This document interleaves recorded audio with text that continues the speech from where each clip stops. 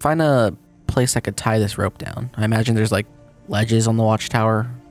There are ledges. There. It takes you a little bit of time as you're kind of like looking around and finding a place to go.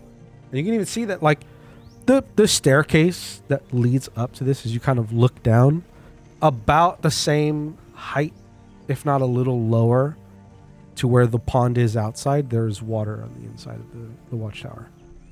But you find a place where you kind of like can affix your rope to something that's not quite loosened. The first one you go for, the first little thing that you find kind of gives way a little bit to your pull. Find another one, you tie your rope and you cinch it up well and you pull on it. Give it a nice tug to make sure the knot's gonna stay.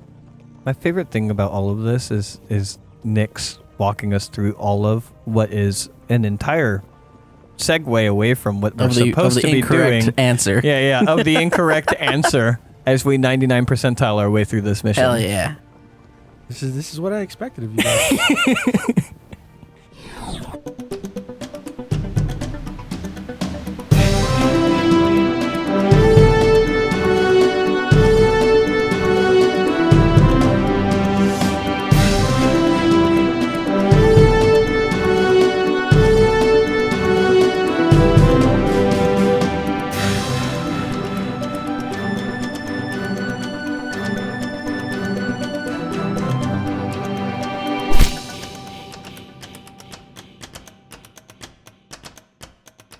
Welcome to System Exploration by Unfortunate Ones. I'm Soph. I'm Nix. And I'm Graythorn. And we are starting our exploration, our little mini adventure in Legends in the Mist. Yeah, and I am using the Tinderbox Demo that is free and available on their website, and that will be a link in the description if you guys want to check it out and you guys want to run it yourselves for your own little group. I think this is our first module on System Exploration, isn't it? No, almost every, or not almost every, but a lot of the ones I run for you guys for... The one DCC one you made, the werewolf? The werewolf one, yeah. Yeah, and the Shambling Undead was the session 0. That was a module. Oh, the session 0. Yeah, I modified it heavily, but still, it was still a module. Okay. So this is our second module because I know the Delta Green was all you, and the Kids on Bikes was all me. Yeah, I'm way more apt to use the modules, especially for a system that I don't really. Yeah, that's fine. Like, forgive me if anybody who's listening to this is way more familiar with Legend in the Mist. This is my first time running this game, and I will probably make mistakes. We will make mistakes of how to run this game. And then we'll bitch about those mistakes as if they are core mechanics of the game in our cooldown. Yeah, we do the cooldown. Like, I can't believe this is part of the system. Can't believe the game does things this way. It's like, no, you guys are just doing it wrong. There's been rules for D&D that I have learned since some of our Take the Damage episodes that are like, oh, we were just wrong about how that mechanic even works. And we're sitting here complaining, like, we need a system that does that better. You know who does that better? D&D. Well, if you read the rules right. Yeah. I don't read rules. Who plays raw? Yeah, even then, like, also, like, the DMG makes some of those corrections, and it's like, I hate that I'm going to be honest, just to get in a little bit of nitty gritty real quick, and I'm sure this is true of Legends in the Mist, and that's my excuse why it's still appropriate. I hate the way almost every single system, except for Kids on Bikes, releases their rules. Because, like, there's rules in the DMG that are core rules as written rules that aren't in the rule book and aren't in the player's handbook. And there are rules in the player's handbook that aren't... Like, to get the full grasp of the rules, you have to buy all 3 books. Now, that's obvious why they would do that from a marketing standpoint. But each one of the books also reiterates like 75% of the rules because they can't sell a 10-page book with the extra rules that they've added for the Dungeon Masters. So, like, you have to buy 3 different books, and 75% of that is just you rereading shit. Yeah. DCC is a little like that, too. I hate that so much. A lot of the DMG is like loot tables. A lot of it is. A lot of it is for sure, and alternative rules and things like that. But there's still a lot of reiteration and shit in it. For me, if I find it, and by the way, that's not just D&D. Like, Pathfinder does that. Like a lot of the games do that, and it's like it's frustrating for me because it means you have to fish to understand the system, and you shouldn't have to do that. Yeah. And that is this week's preview of Take the Damage. If you want to see some of our rants about how we feel about TTRPGs in general, please listen to our Take the Damage episodes because that was a taste of it. It's what we do day in and day out. I literally do it for a living, but the consensus is we hate it. We hate TTRPGs. All we do is bitch about them. That's why we make our own. And then bitch about it. And then bitch about that. All right, I'll give you guys a little bit of a preamble of the background. It is 4 centuries. The remote villages in the Dales, and the village of Ravenholm in particular, have been isolated from the world at large. Life went on without much peril, except for the everyday dangers of work in the fields and village affairs. To the Dales people, it seems this quiet life has always been this way. Perhaps somewhere out there in the world, beyond the Wanderlands, there are great and miraculous things happening. Here in the Dales, miracles and adversity are small and mundane.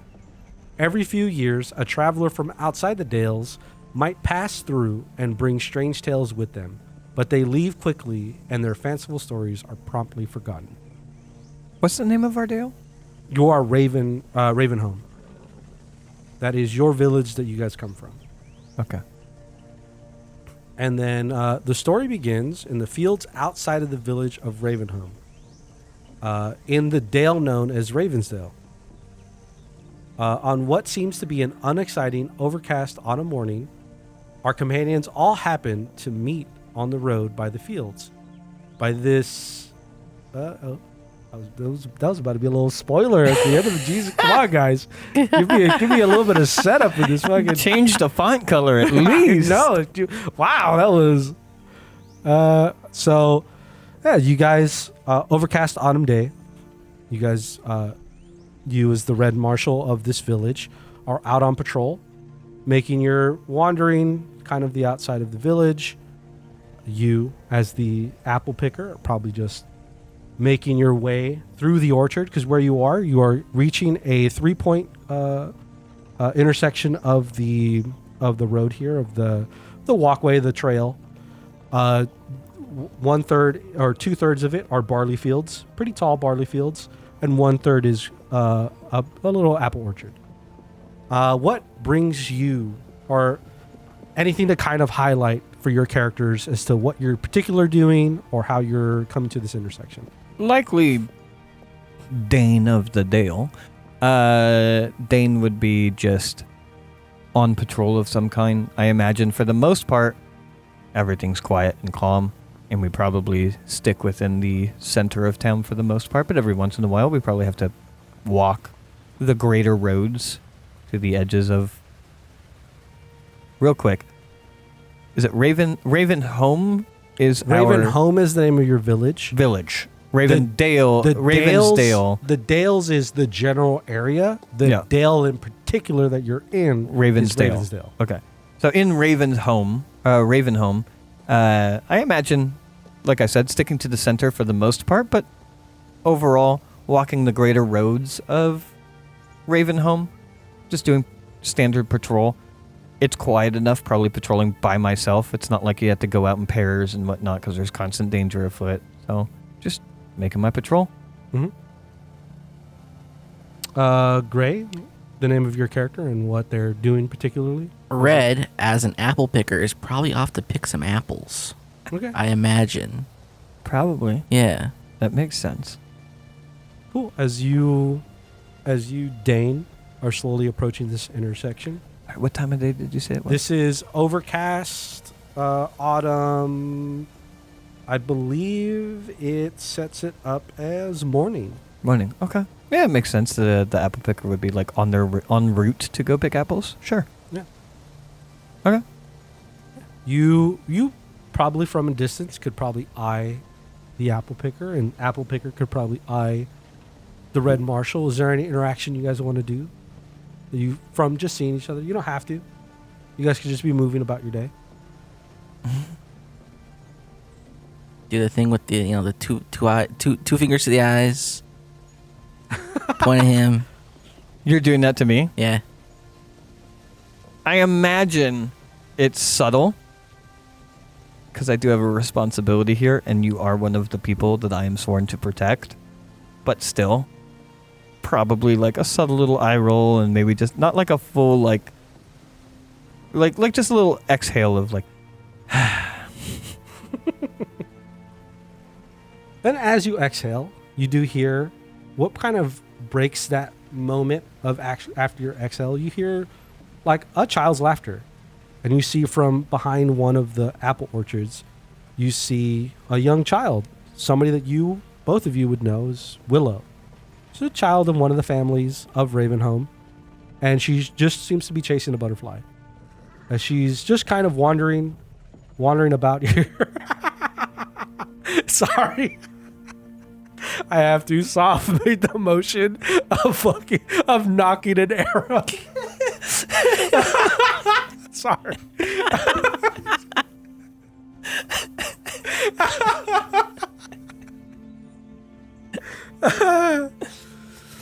But she seems to be kind of dashing like in the apple orchard, but also frequently crossing the trail itself. And she's just having a grand old time, laughing, giggling, getting distracted by things, wandering a little bit at the edge of the barley field, sometimes kind of encroaching into the barley field, but kind of just a kid just having a silly time out in the fields. Sure. Whether I'm at the intersection or not, I'll probably just stop and watch. Okay. Enjoying the child's joy. I think to a degree, Dane does not have a love interest, nor is necessarily seeking one. Dane's still waiting for the day that something interesting happens so that I can build renown within the village and then use that renown to weigh out for a wife and a family. Yeah. All of those things. But I haven't made something of myself yet. Yeah, you're thinking of the future that you could build in this village. Yeah. Looking on, watching a kid play. Yeah. Red, up to anything in this moment? I'll take the moment that Dale's attention is grabbed by something else to get out of there. You start heading away? Yeah. Okay. Do you start heading away too, continuing on your patrol? I'll probably watch on just for a moment and then continue my patrol, whatever route that might take me. Okay. As you begin to walk away, kind of the tail end of what you were doing, Willow kind of rushes into the barley field, kind of chasing something she saw, just kind of going. And as your Red is making his way off, you're making your way out, probably over your shoulder, looking at the direction Red is going. Both of you hear a blood-curdling scream, obviously in the direction of where Willow was, and the scream of a child. Should have shot her. Could have saved her from this agony. I will waste no time at all. I'm not going to draw my sword. I don't think I've experienced much danger, realistically. So, kid got hurt, needs addressing. It's my job to address things, but I don't think I'm anticipating combat specifically. So, probably hand on hilt, but not for the sake of being ready, just for the sake of steadying it so it's not clapping against me. I'm going to full pelt. Okay, you're starting to run over to where she was. Yeah. A full approach. No stealth, no nothing. Just trying to get there. I'm imagining a kid that's fallen or, broken their ankle or something. Sure. Red? As soon as I'll look in that direction, I'll see Dale running off, and I'll be curious. Okay. And I'll kind of follow his direction. Are you gonna go with the same kind of... I'm lagging behind. Okay. As you are running into the field, or towards that direction where Willow was, you could see through the field, you could see them running towards you as they're screaming, ha, ha, ha, running out towards you. They see you go, Dane, Dane, Dane. She runs up to you. I heard something. I saw something crazy, something so, I don't know what it was. It was making weird noises.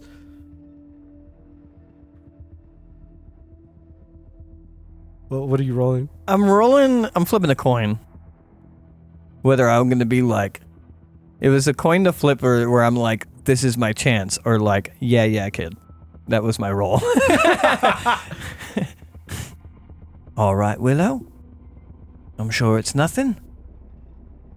You want me to check it out? Yeah, you can see that, like, as she's standing there talking to you, she's like visibly shaking, as if something really did kind of rock her core. And she kind of points back to the barley field, and her finger shakes a little bit. And as your eye kind of follows her finger to the field, you do see like a shadow of something kind of moving, and kind of moving closer, and it's kind of moving aside the wheat, the barley, as it's coming closer. And you do sort of start hearing a low moan coming from that direction. I think Dane's mind would go to one of those travelers that comes through town. Mm-hmm. Possibly a drunk. Mm-hmm. Just stumbling their way through barley fields. I'm going to definitely push Willow behind me, because, a belligerent drunk could be a problem.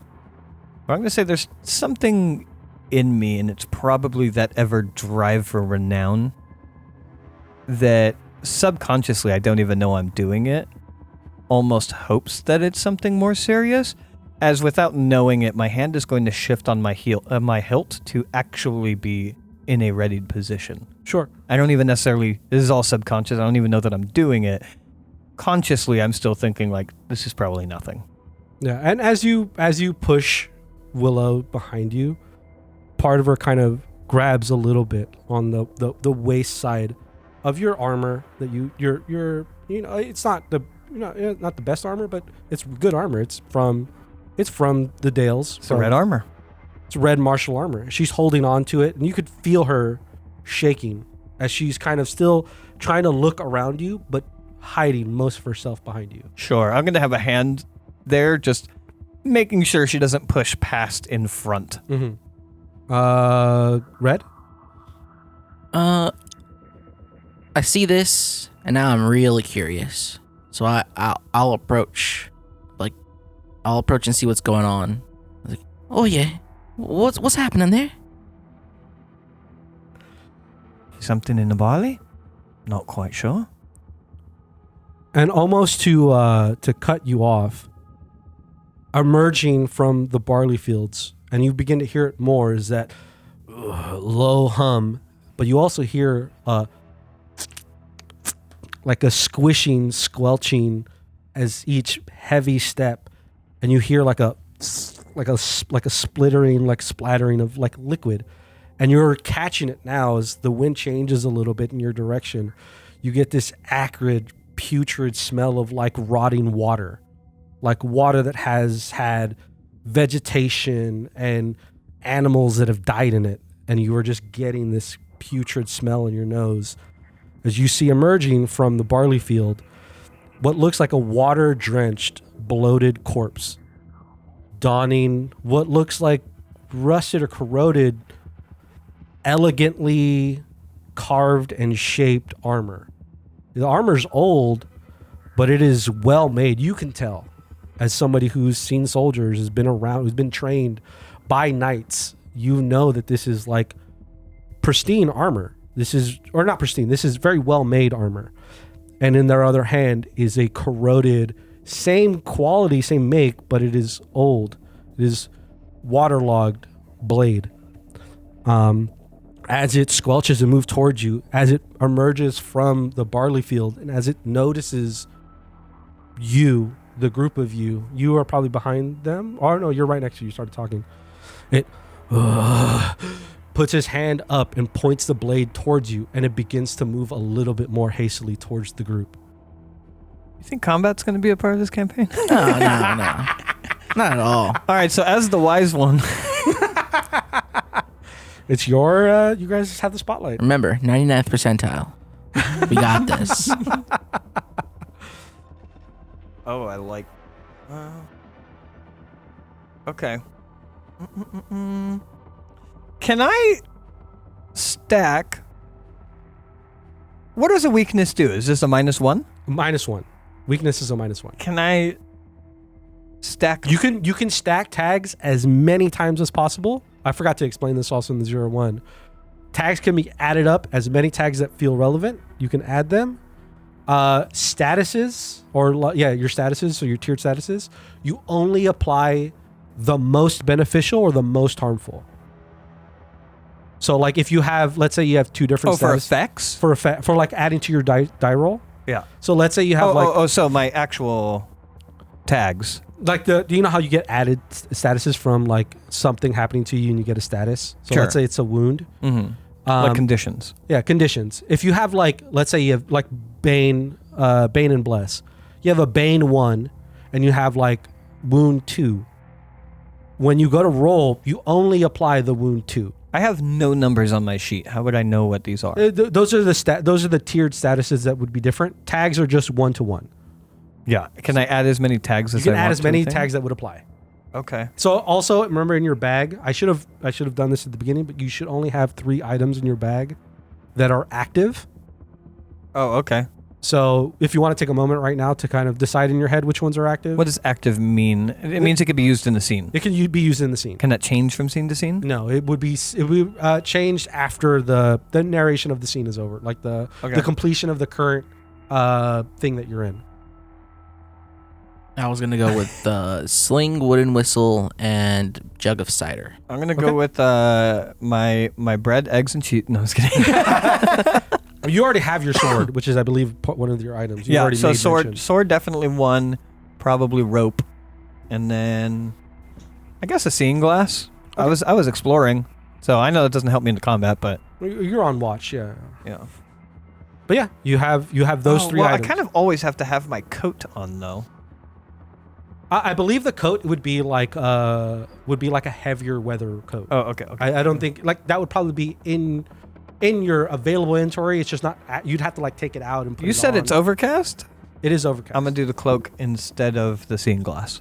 Okay. The rope, forest colored overcloak, and a good sword. Okay. So now back to the spotlight of what you're doing. You can add as many tags as you want. Sure. That makes sense to the scene and to the action you're trying to do. So first tag, weakness, rash. Oh my god! Well, what are you trying to do? So I can gauge the. I think I'm gonna try and probably uncouth, but as much as I can without knocking her over, try and shove Willow back. Okay. And then I think I am going to draw my sword and wield it at this person. Okay. You're gonna use a sword against. Okay. So what? I don't think I'm gonna attack yet, though. I think I wanna shout halt. Okay. You want to ready your blade and shout halt. Yeah. I guess that's not that rash. I'll save rash for later. Are you gonna be in like a defensive position? I can add. Yeah, I suppose a defensive position. I'm trying to convince this human person that's definitely a human person to stop. Okay. I think that'd be my first reaction. I've never seen weird before. Yeah. So I'm just like, oh, I don't know what happened to this guy, but he needs to stop approaching me. Sure. So I'll put out my hand and yell, halt. I could maybe add a villager's shield? Willow? Sure. Okay. Yeah. Villager shield, I can see. You're trying to defend Willow. You're trying to defend the village, potentially. Perhaps feign courage? Feign courage, okay. I think that's it. I mean, stand watch doesn't seem like it would apply here. No. So that's it. So I could plus see 2? maybe, but you're actively versus... Yeah. I'm doing an active thing. I imagine that would be like perception checks during a night's watch. Like seeing something. So yeah, feign courage and a villager's shield. Aspiring local hero is the theme, and I think that actually fits for everything I've said so far. So yeah, you would roll 2d6, and then you'd add 2 to it. 9. 9. So you succeed with consequences. So you have 2 power that you use for this. So you can use that for effects. Is there an effect that you want to do? I don't really understand the effects. So what I want is for it to stop moving. Okay. So you it would be for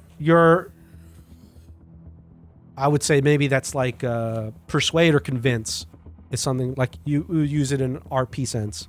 You want to convince it to stop for it to listen to you. So you're trying to apply the status of like persuading them. Yeah. Because that is something that happens. There are some characters or some enemies that have like a convince timer, like, or persuade, where like if you hit the tier 4 persuade, they'll listen. Like it changes the tide of the thing. Okay. You're gonna apply to this thing. You're gonna try to apply the status of convince or persuade. Immediately, I feel bad for you because I have succeeded in my role, but with consequences. But it's consequences. What are the consequences? So your consequences for what you're doing is, as much as you are in this moment feigning your courage and protecting the village, protecting Willow specifically, you're a little taken aback by what you're seeing and what you're doing. That your little push, your little shove towards Willow is a little harder, and she doesn't quite expect it as much as you may have not preempted her. So she's gonna like fall back but stumble, and she's gonna hit the ground, and she's gonna have a status of prone. Good. Fuck her. Willow's gonna get prone 1. Oh, you had 2 power. So yeah, I would say I will use your 2 power, and you will give Willow a prone status of 2. She's on the ground, and she's unexpected. You kind of hear that, maybe that. Probably don't even clock it. Like, Yeah. I'm so focused on this bloated, waterlogged person in nice armor. And you've dealt with drunk people before, and you've given commands before, and you could see that this thing is still kind of pointing its blade towards you, and it's kind of still moving and squelching and still moving towards you. It doesn't seem to register that you even said anything to it, even with your loud, as much as you can fill your lungs and shout at this thing. It almost just doesn't care that you've done this. I have a mechanical question. Sure. Is that because it has some type of tag that makes it immune to being persuaded? Or you don't have to tell me what it is. Or it has some level of intelligence that makes it immune to being persuaded? Because I got a success. You did. I successfully persuaded it. Yes. But it's not been successful. Is there a reason for that? You can explain what it is later, but is there a mechanical reason for that, or just this is the way the story has to go, so it didn't work? There are certain reasons for that, and also I already said it earlier in the conversation, which is some things in the game require a tier of success to be accomplished.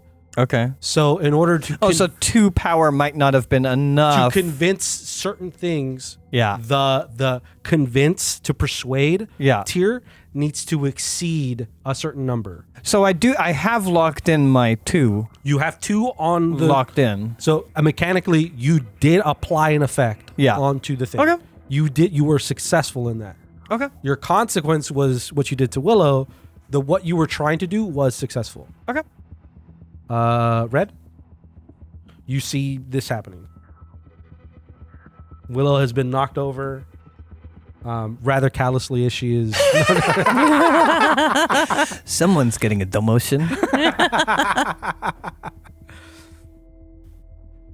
I don't know. None of my things here really speak to this situation. You can ready up something. You potentially do something to help Dane. You can also roll without power. You could, so like any level of success, even if you have 0 power applying to the roll, if you succeed, gives you baseline 1 power of an effect. Okay.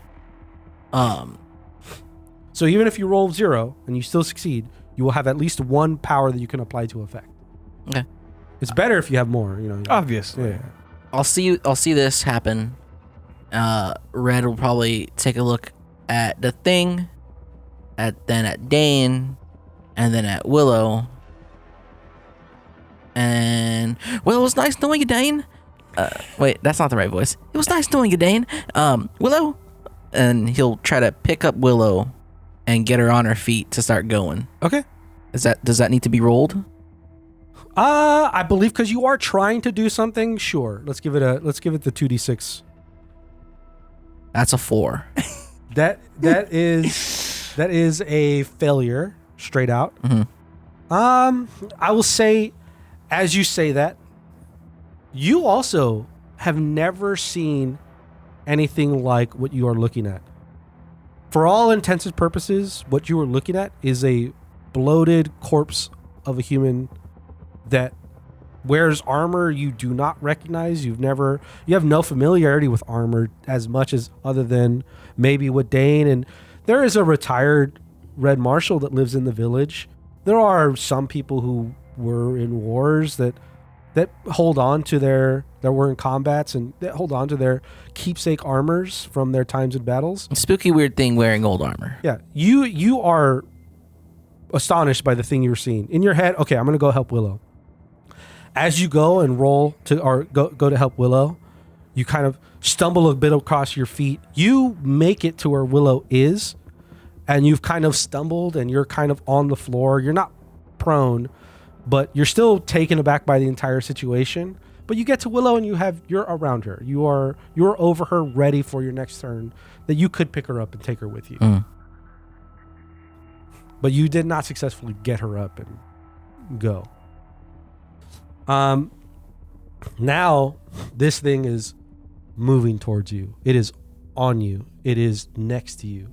It is getting its blade in and is ready to get close to you. And as you're now face to face with it, it has moved closer. It didn't react to your halt, at least that you could see. You could see that this thing is rotted. This flesh is it's doesn't make sense how it's even hanging on to the skeleton that it is. You could see parts of the skeleton as it moans and as it you could see the inner working of its mouth. You could see parts of the teeth and jawline as the gums have receded and decayed, and as the breath comes out, you smell it. You smell decayed flesh on top of that acrid, putrid water rot. The armor, again, it's all throwing you off. But this blade is also sharp and rusted and crackled. And if this was to hit you, this would not be fun. This would not be a good time. You are in danger. You feel it. What are you doing?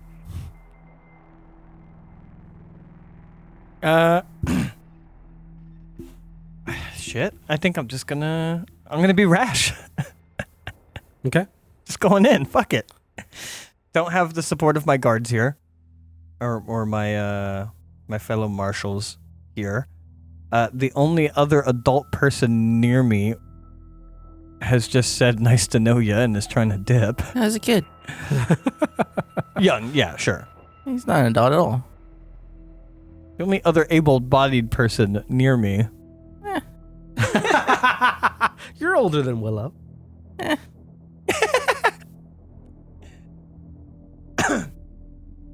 Yeah, I think I will be rash. I will dig into my martial training and I will rush forward and swing on them. Okay. With the sword. Go for it. They didn't stop, and worse yet, they are rotting. Yeah. And I know that magic and mysticism and whatnot exists within the world. I'm just not comfortable with it. Through rumor. You are familiar through rumor, through the people that have come through town that tell you about the miraculous nature of the world. You know, they have stories, and do you believe them? Maybe at one point you didn't. Maybe now, this is like, oh shit.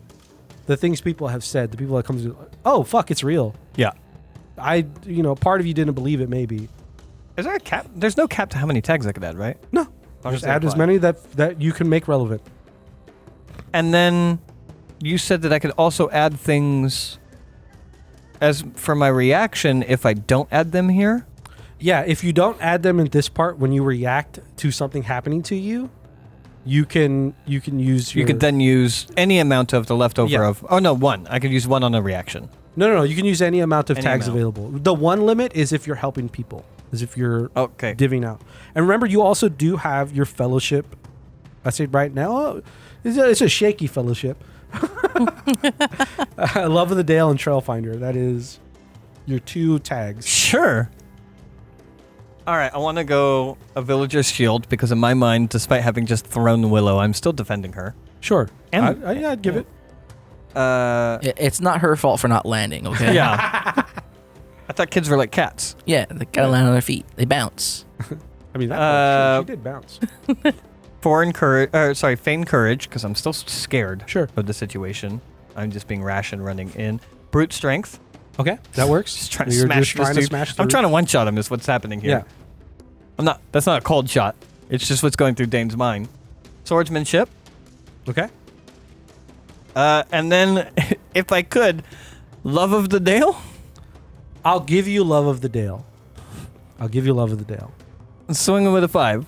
Yeah. I am going to affect your roll in that the armor that this thing is wearing, because you are slashing it, is going to give you a -2 to your roll. -2. So you're going to have 3.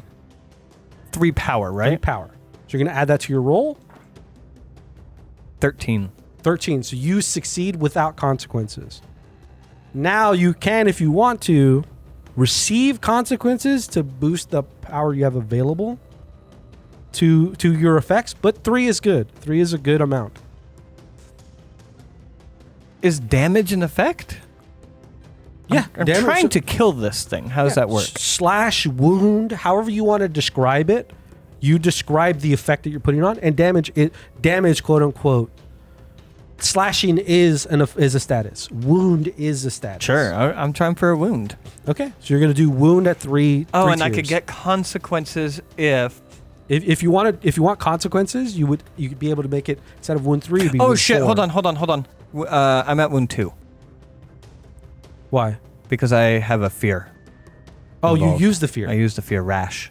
Okay, so you have wound 2. Yeah, I have wound 2. You have wound 2 currently. Meaning it's a 12 to hit. 10 plus is success Yeah. And then without failure, and you can or without consequence. I can take the failure. You could take a consequence, and it would give it instead of a wound 2, it'd be wound 3. Let's do it, baby. Okay, you accept the consequences, and you get wound 3. Yeah. As you shrug off the fear that you're feeling, the moment of realization of so many different things, and you're like, no, this is why I'm here. This is what I'm doing. This is my moment. As you go, and you go and you charge down, you slice down your sword.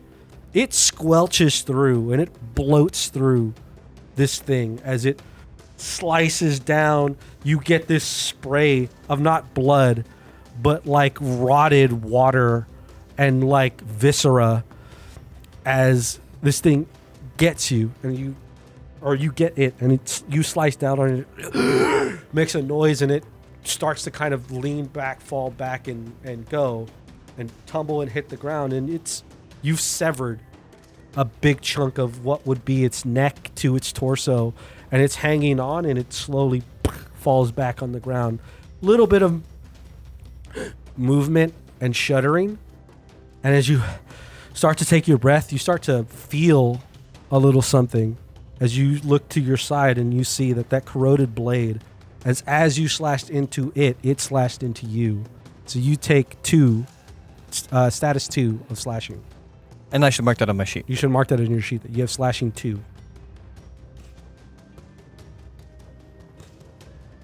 Or slashed 2. Man, that consequence is pretty rough. For 1 point on it. You got 2 points on me.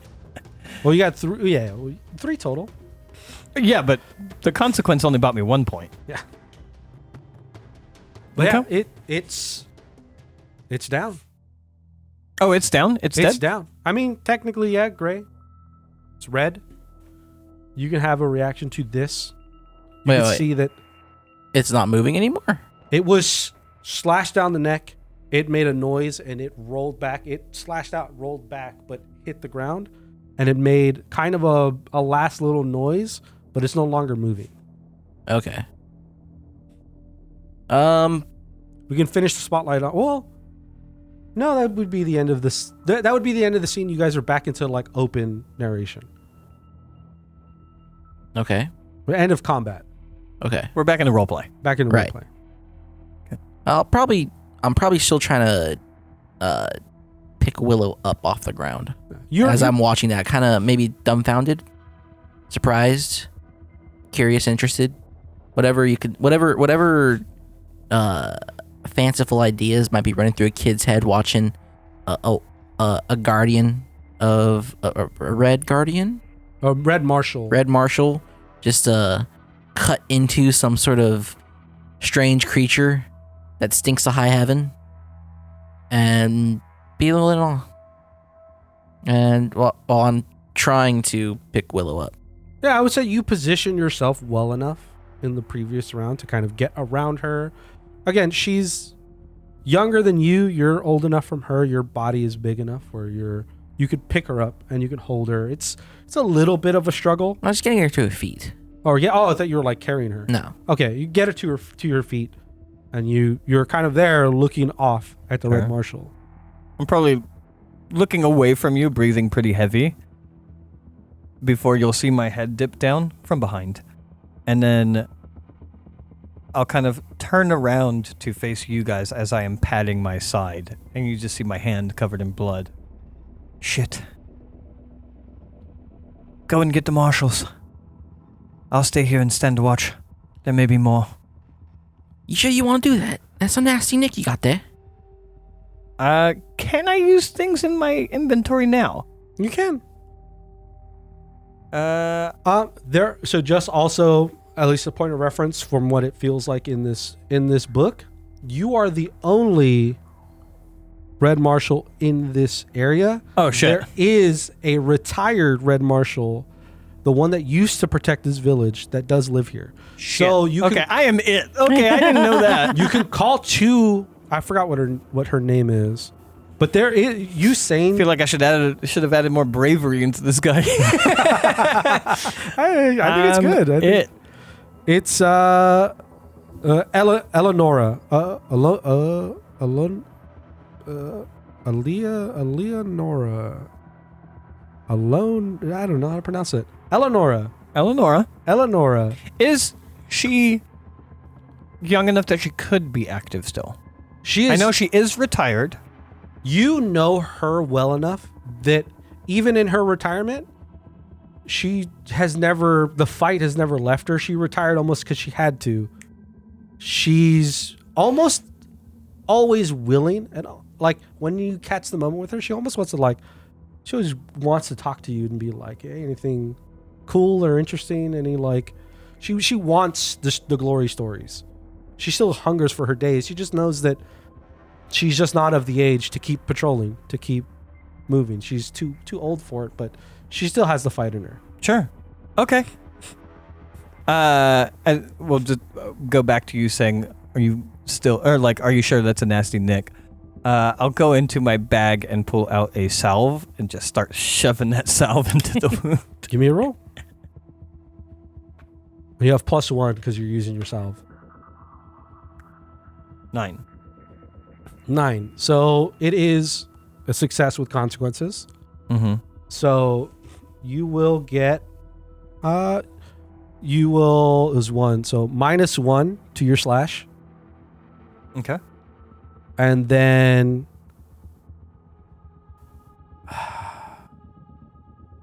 we'll do,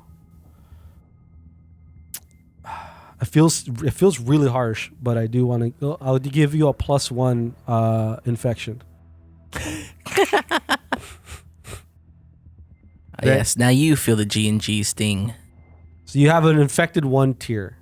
You don't necessarily know it, but as you're feeling it, as you're touching, Tender. It's tender. You're like, it's pretty dirty water. Yeah. As you look over to, yes, that putrid water and the blade itself was rusted, and there's stuff gunk in the little nicks and crannies of the rusted parts of the blade. So as you feel it and you look over, you get the sense that this should probably be looked at by somebody a little bit more.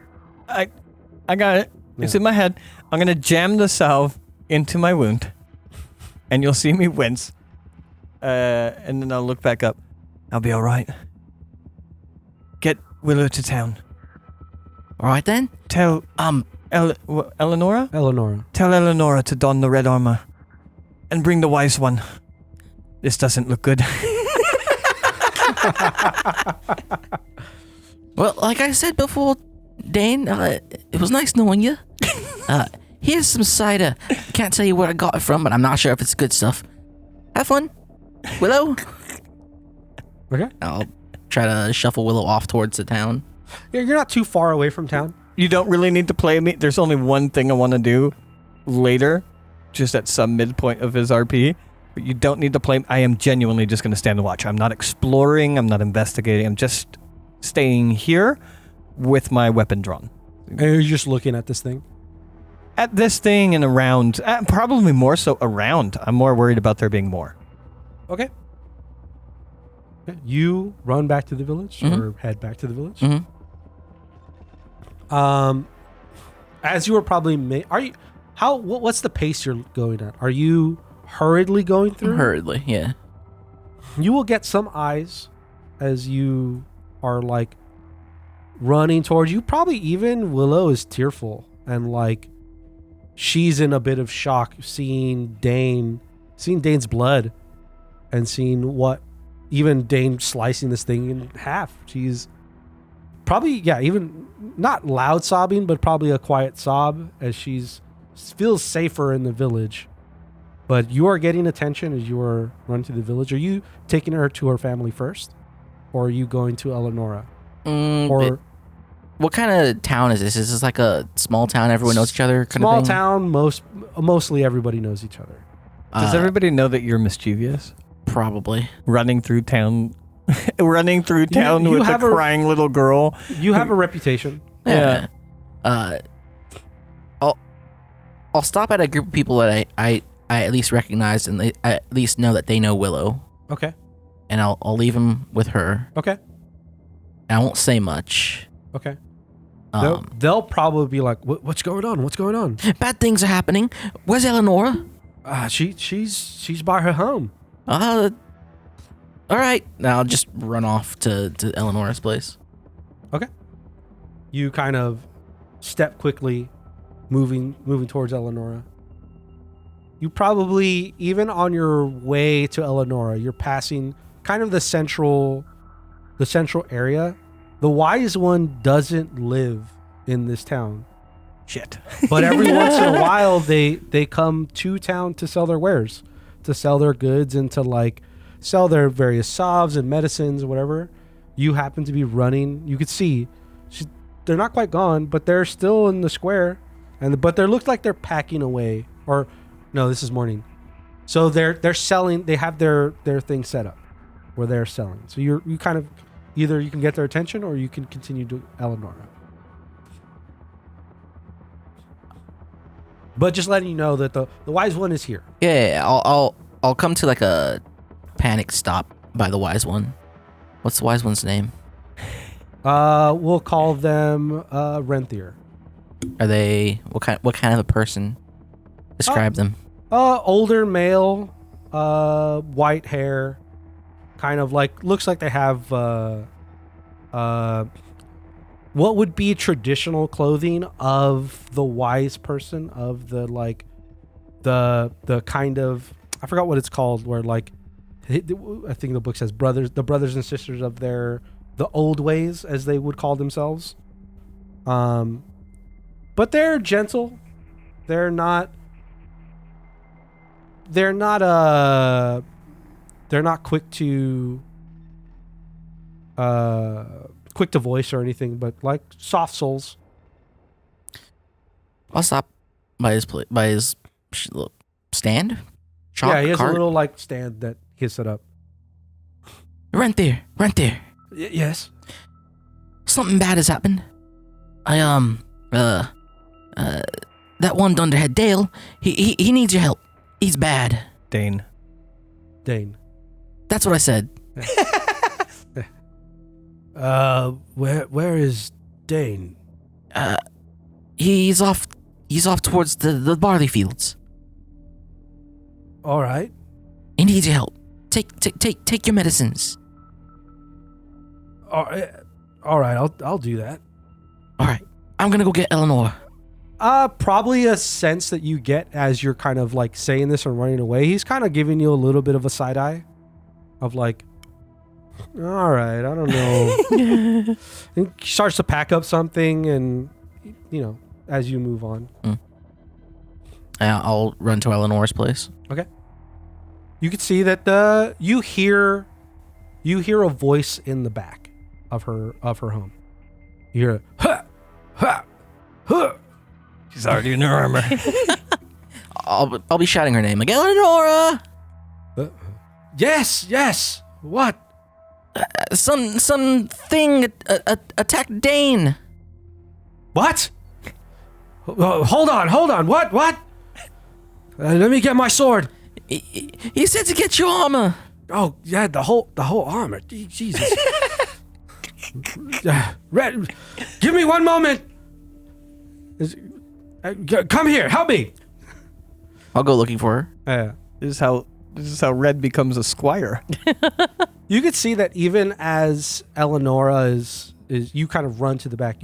She has like little like stands set up where you could see on the floor has been dropped like a wooden sword that you could tell that these stands that are up have ages of markings against them. She is just doing her practice and her stances, and she is still trying to keep herself active, but as you see, as she's kind of rushing into the back of her home, she's walking with a little bit of a limp.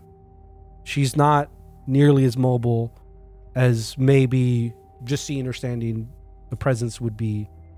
As you follow her, she opens up one of her rooms, and you can see she opens up a big dresser, and you can see the armor pristine, some damage, some worn on it, but very well kept.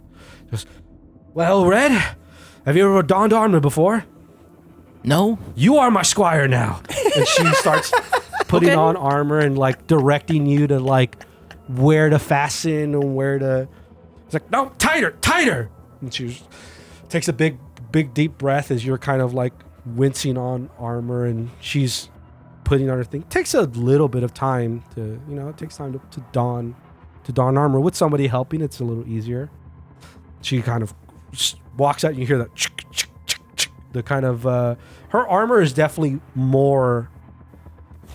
There's more plate. There's more to it than Dane's, but it's still not like a heavy plate armor. And she gets her sword, and she goes, "All right, where is the danger?" The barley fields. All right, come, let's go, Squire. And she starts running. I'll kind of pause a second as she runs off, be a little dumbfounded by how I've just been conscripted into the guard service, I guess. Yeah. And I'll follow her, and I'll try to lead the way.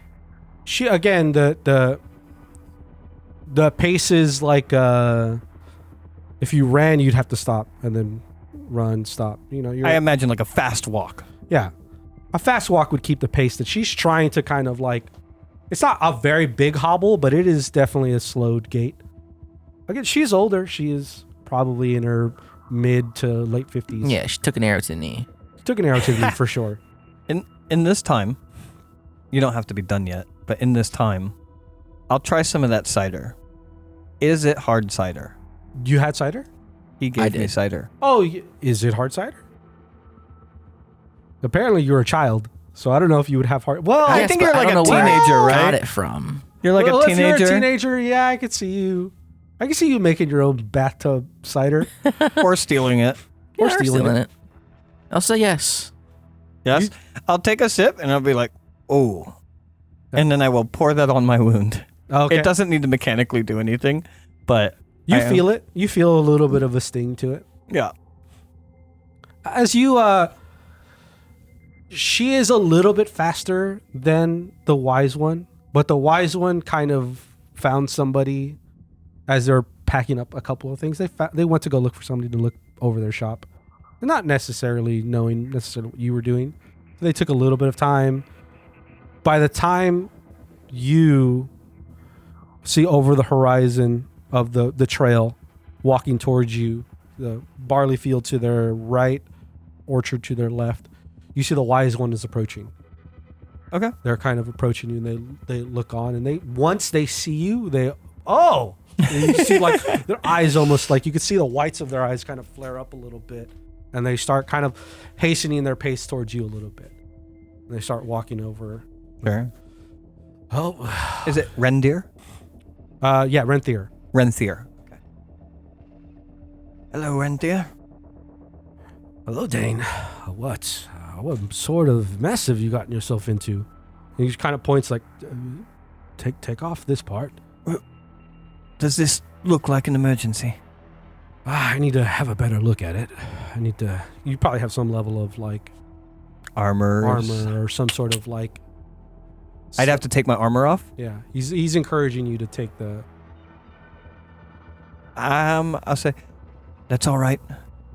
First, what can you tell me about that? And I will point to the ungodly thing on the floor. He looks over and like you see a moment where he just like almost like catches his own breath as he even puts a hand on your shoulder. And go, holy. He kind of starts. Is it? He looks back at you. Is it? It's taken care of. Hasn't moved in some time. Yeah, if you'd like, I could make sure. Oh, it hasn't made a sound or moved in. No, right? No. I'll step up anyways, and I will just sink my blade through its skull. Okay. No extra movement other than an additional release of that smell. Yeah. Oh, you hear that from Renthier.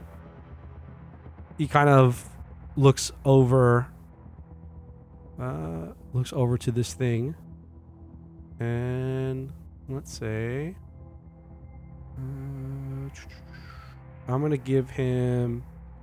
He's gonna use quick diagnosis, ancient lore,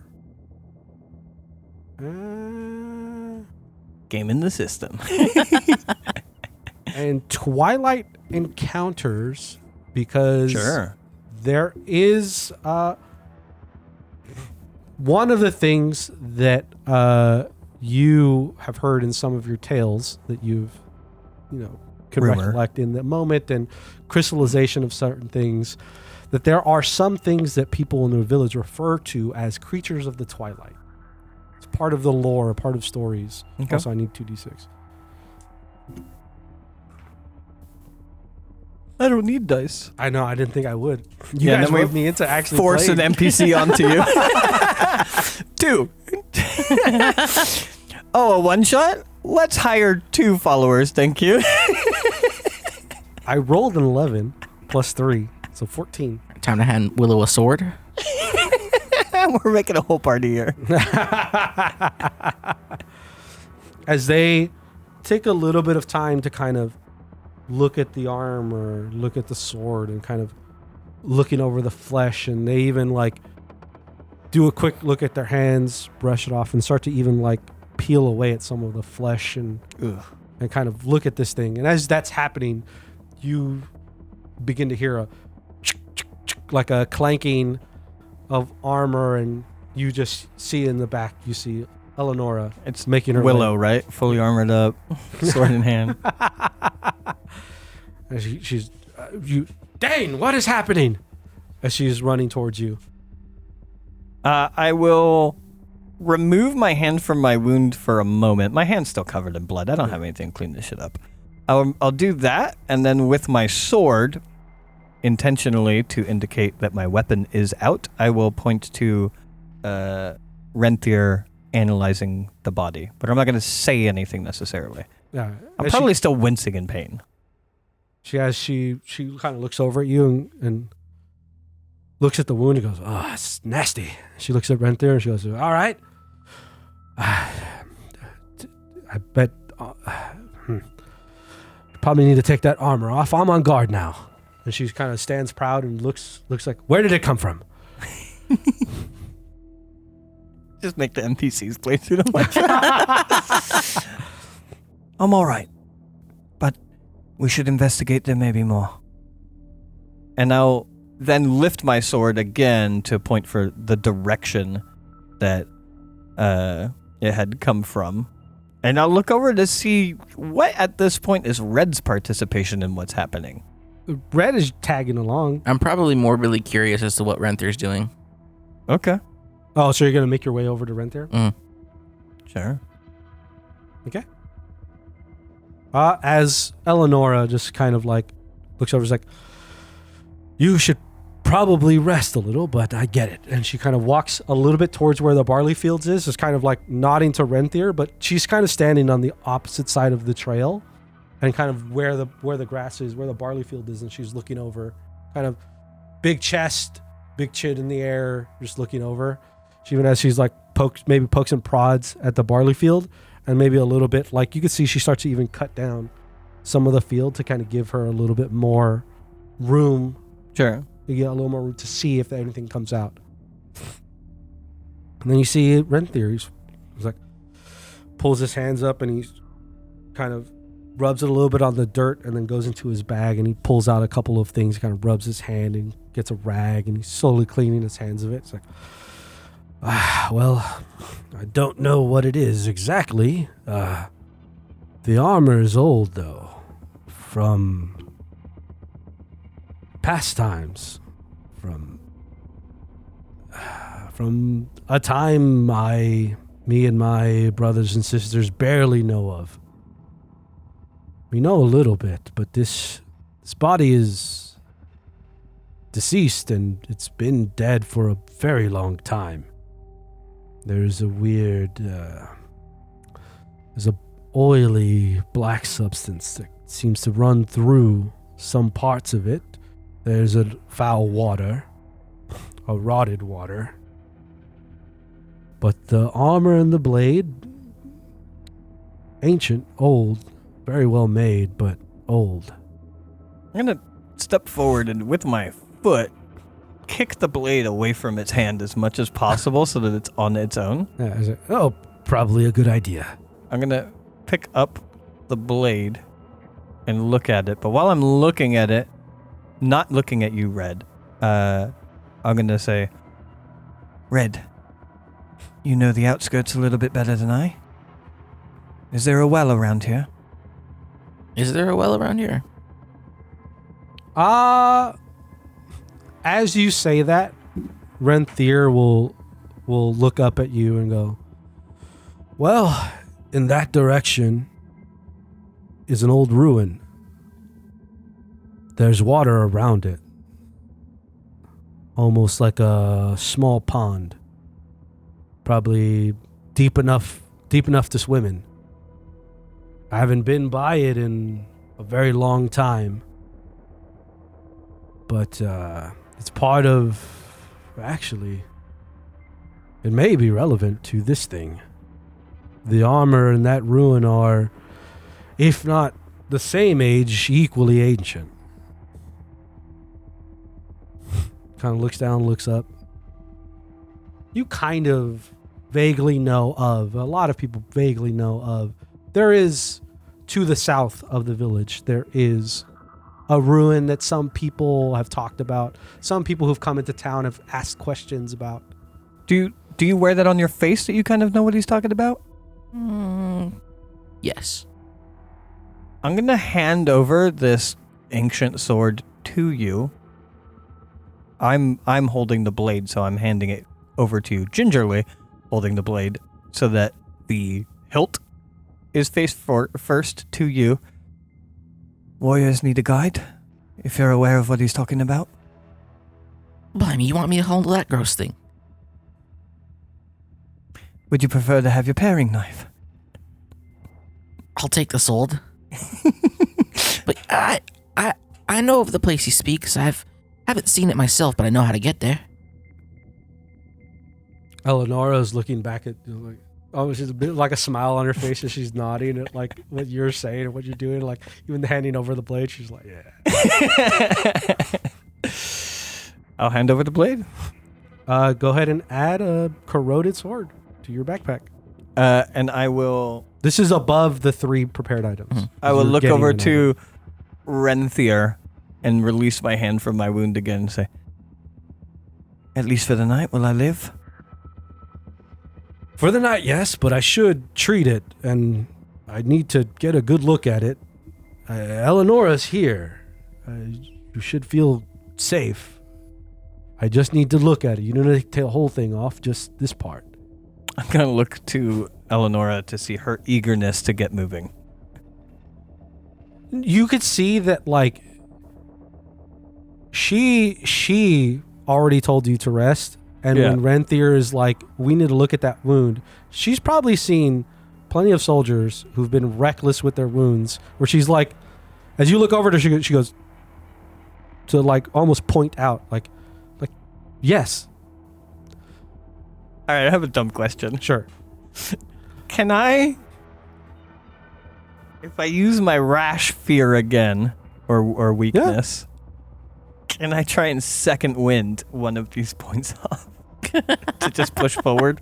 Yeah. Is that a possibility? If you want to remove, like, you could technically, if it would apply, you can roll to attempt to remove a status on yourself or an ally. I guess I'm not. So you have two statuses. I'm not really mechanically doing it in any way, so I guess it doesn't really make sense. I was just pulling from my knowledge of other games, like some type of second wind type feature. If your tags can make it make sense, Not that really. you are doing something to help treat this wound. My bargain was to use a fear to do it. No, you don't. I mean, As in, like, increased level of failure. I don't think that's how it's supposed to work. It's fine. You've given me an avenue where I could get healed. If you attempt to do the thing, if you can get 2 power, if you can get yourself to 2 power, and you can roll a success, I can give you the use of those 2 powers to give you a tag that will override the slash. So to make it a neutral. You'll still have slash, you'll still have infected, but you'll have something else that'll give you to override the slash. I'm not sure how that would work. I feel like I'm making this more crunchy than it needs to be. You are. Yeah, I'll remove my armor. Okay. You remove the top plate of Sure. part of your armor, the chest plate. And Renthier goes in there and he starts looking at it. And let me get that dice again. Oh, yeah.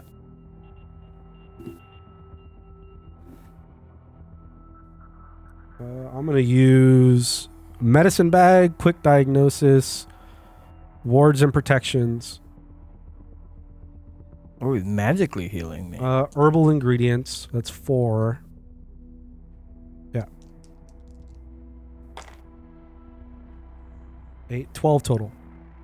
Oh, success. Success. As he goes in there, you can even hear a little bit as he's grabbing a couple of different things and treating it. It's tender. You feel it as he's doing, kind of rubbing, and probably even a little more than you feel comfortable as you wince a little bit. He's pushing into some of the wounds. You can hear under his breath.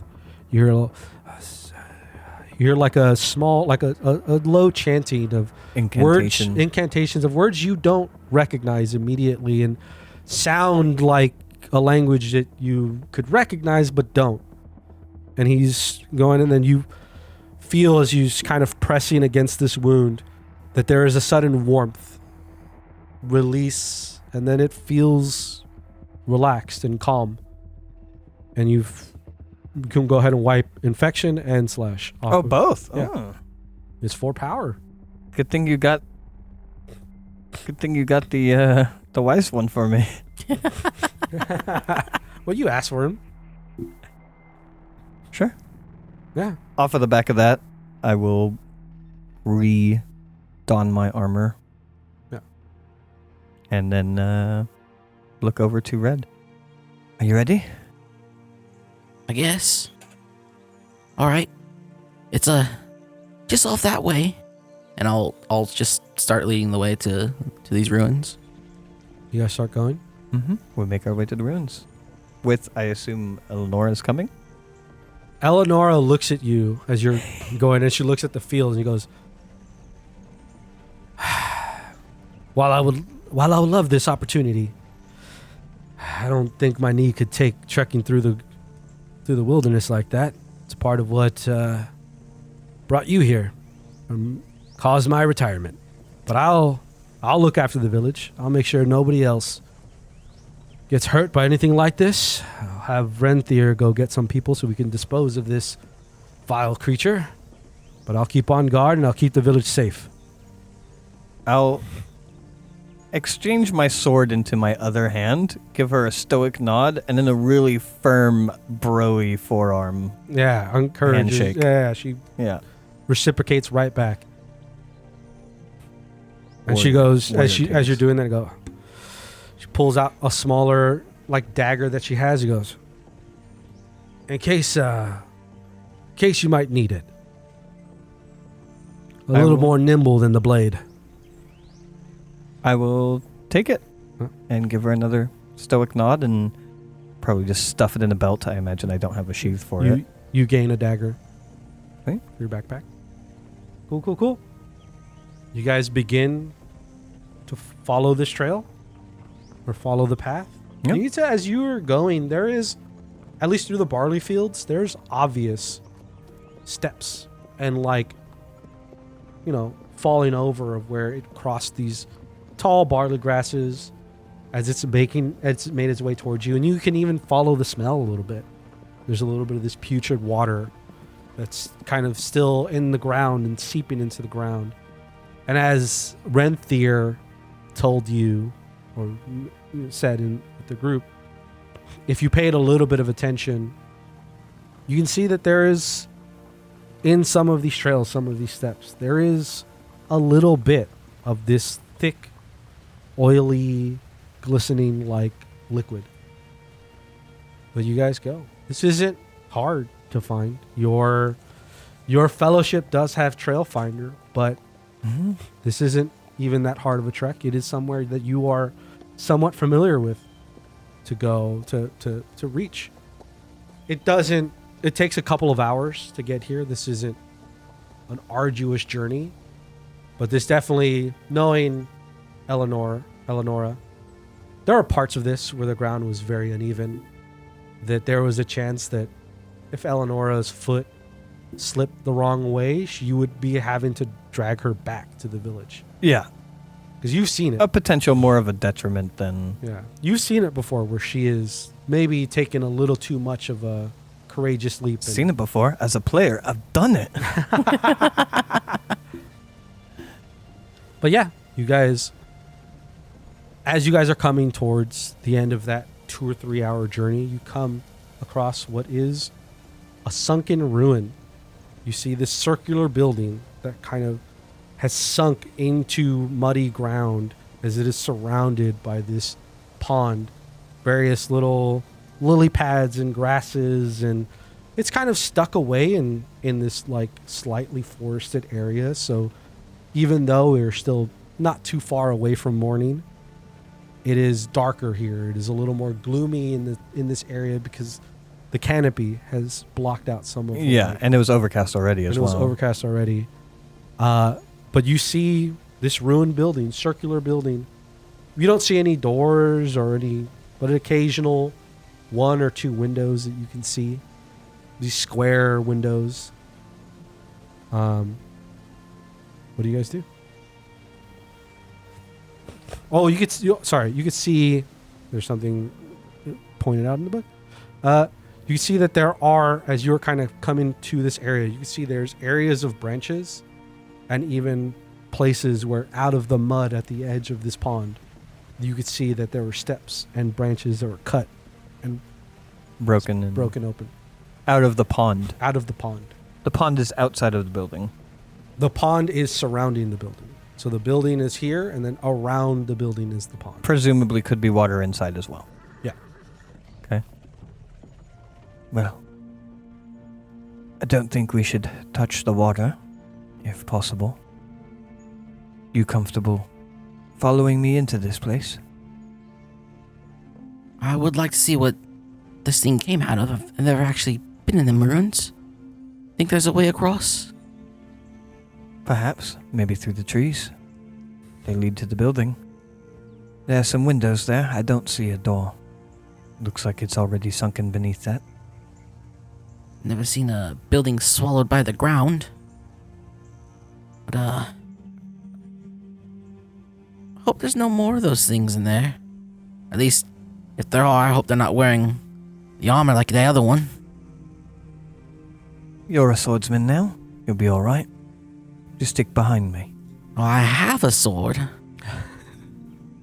Wouldn't call myself a swordsman.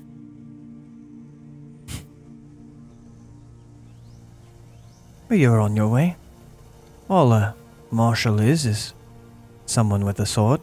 And then quietly but intentionally loud enough for you to hear, in years of training.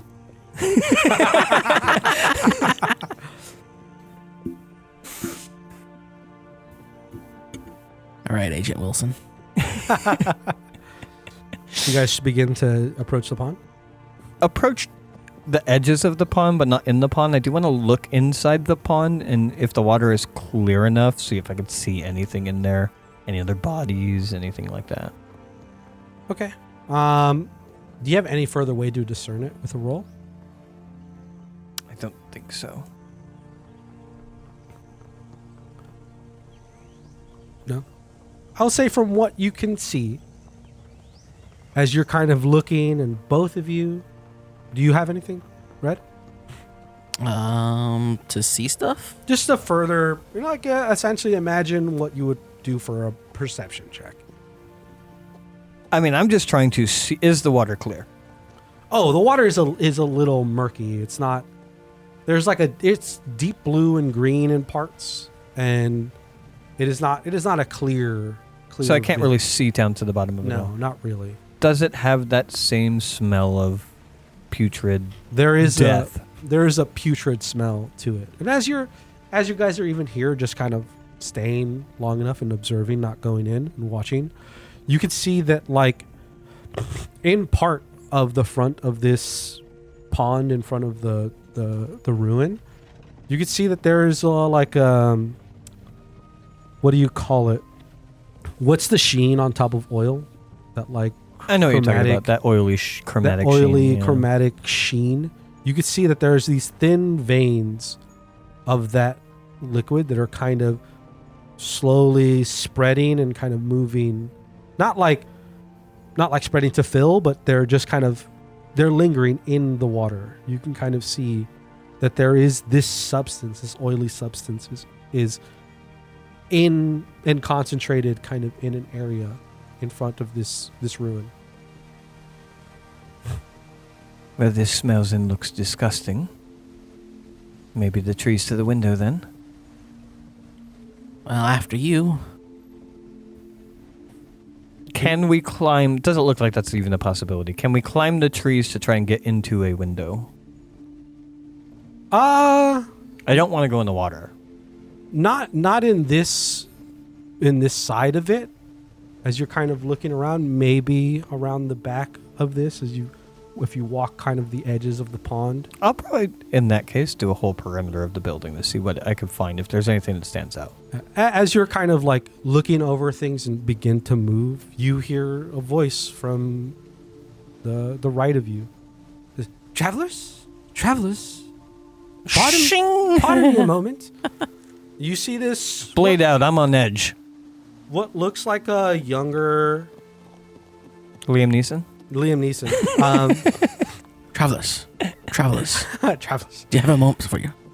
You see a soft face, fairly fair skin, white, almost blonde hair, with this, like, looks like a purple decorative hood, blue and green kind of padded clothing, this leather kind of vestment that's over it, buckled. To their side, they have a little like bag and book kind of clapped to their hand. As they're approaching you with their hands clasped, you do notice a ring on one of their fingers. Is it travelers? Pardon me a moment. And she's kind of approaching you guys. I genuinely do pull out my sword. Yeah, she opens her hands and backs off a little bit. Just are you approaching the watchtower?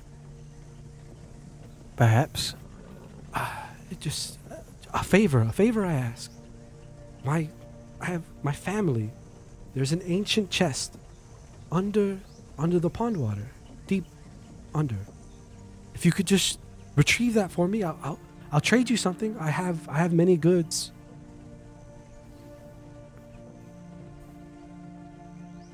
I'm going to shoot Red a look that says, absolutely not. And also, it's riddled with suspicion. You mean in that water in the pond? Yes, it should be at the bottom of the pond, right. She's kind of pointing in the direction, right there, right in front of the watchtower. Do I recognize, based on the way this person looks, that they are part of some type of group, like a circle of druids or some type of older fae nature group or a nomadic tribal group, any type of group that they might be a part of at all? That I would recognize, either have seen through the travelers that come through town or through rumor or things to more specifically watch out for when in the wilds. You don't necessarily, nothing necessarily pops out. The clothing, the ring, everything doesn't quite, nothing immediately harkens to any particular group that you're aware of. But as much as the rest of the day and what has happened so far, a moment strikes you of, you didn't really pay attention, but you do notice their eyes, and you see that there is a golden glow, like a golden amber to their eyes.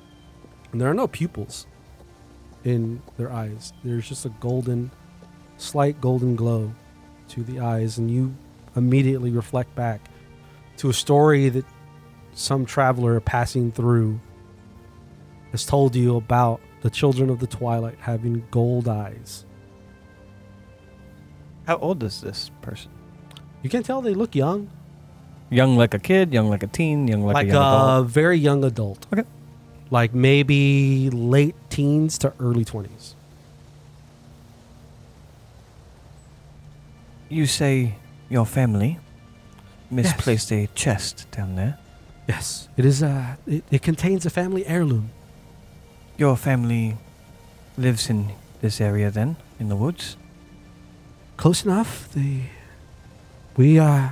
was sent here by them to recover it. They told me that it lies here. It lies in the pond. My body is frail.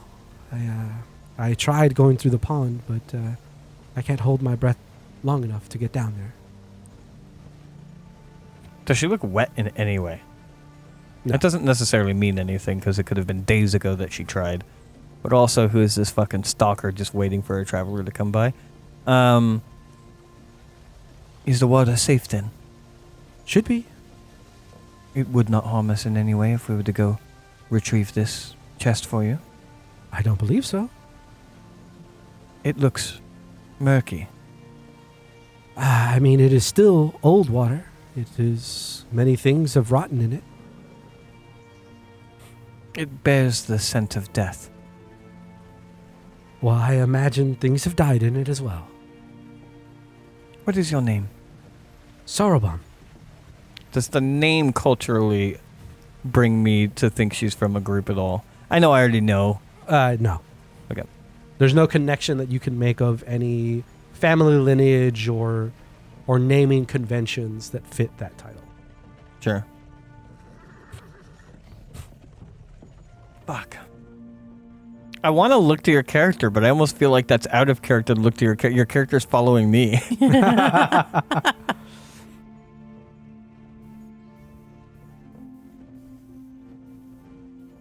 We have business within the building. Perhaps when we return, we might attempt to retrieve this artifact for you. Do you know how we might get in? Into the building? There might be a way. She's pointing out like, there might be a way if you decide to, if you have some way to climb it. Maybe some points, maybe there are some fallen logs or something that you can, on some of the more shallow areas, you can get up to the watchtower. But it is surrounded by water. You can try to traverse it, swim across. You can see that the roof does have, you could get through the roof, but those windows that are open are like parapet openings. They're like Small. where you would put arrows through. Murder holes. Yeah. What was that? What are they called? Murder holes. Yeah, murder holes. Murder holes. So it would be the roof. Are there trees that lead to the roof? Perhaps. Again, nothing that you could see here. Nothing that you can immediately see on this side. Okay. I'll just say, we will do what we can, but we have our own task to accomplish first. I don't mean to barge on your duties. Come, Red. Let's get a full scope of the building before we decide to do anything. And I'll kind of just be like, my eyes are darting back and forth between the two of these people talking right now. Mm-hmm. Like, what the hell? What is this? What is going on here? And as we get out of earshot, oi, who was that? Before I answer him, question. From a legal standpoint, slaying a child of the wood.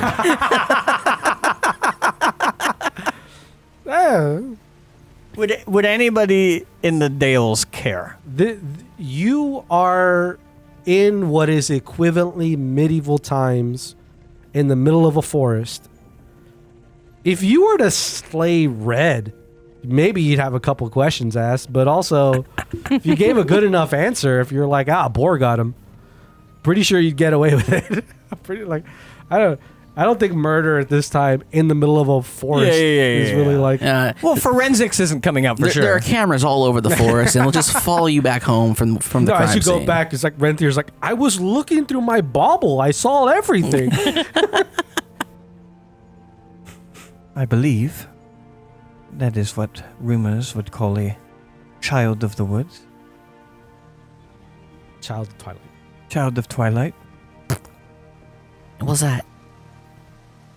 Well, from what Renthier was saying, that thing that attacked us was a creature of Twilight. And that connection is all I really know of the children. Yeah, you don't know much more. No, yeah. All I know is I think my guy's all like, Twilight equals bad. You know it's like old. It's like old time stuff. I'm not much for mysticism, but I feel if there is something disturbing about the water, that creature, just immediately bringing bigotry into it, not that person, that creature is trying to coax us into entering the water, perhaps to become what that other creature had become. Do you look back at them? No. Okay. I probably am trying to, instead of having Red follow me, though, be standing next to Red. Maybe even like a half foot behind. So that I could be a barrier should this creature attack. Sure. Oh, yeah, that sounds conniving. But what if that thing only came crawling out because of that box down there? Deep exhale. Shit. Can squires swim? It's a sarcastic. It's intentionally a joke. I've been through a river once or twice. Not like I'm a fish or nothing. Let's see what we see walking around this building. If there's a way in not through the water, I would prefer that. If we must retrieve this thing, sure. But I would have Renthia look into it, and I would not return it to that creature. Unless Renthia decides it's wise. Well, if we do go and get it, I'm not entirely sure that creature's gonna be none the wiser. They're right there. If you notice, I have not stowed my sword yet. I don't much care what this creature's opinion is. Well, what if that creature's a bit more nasty than the thing that you killed earlier? then maybe you return the artifact to Renthia alone. Right?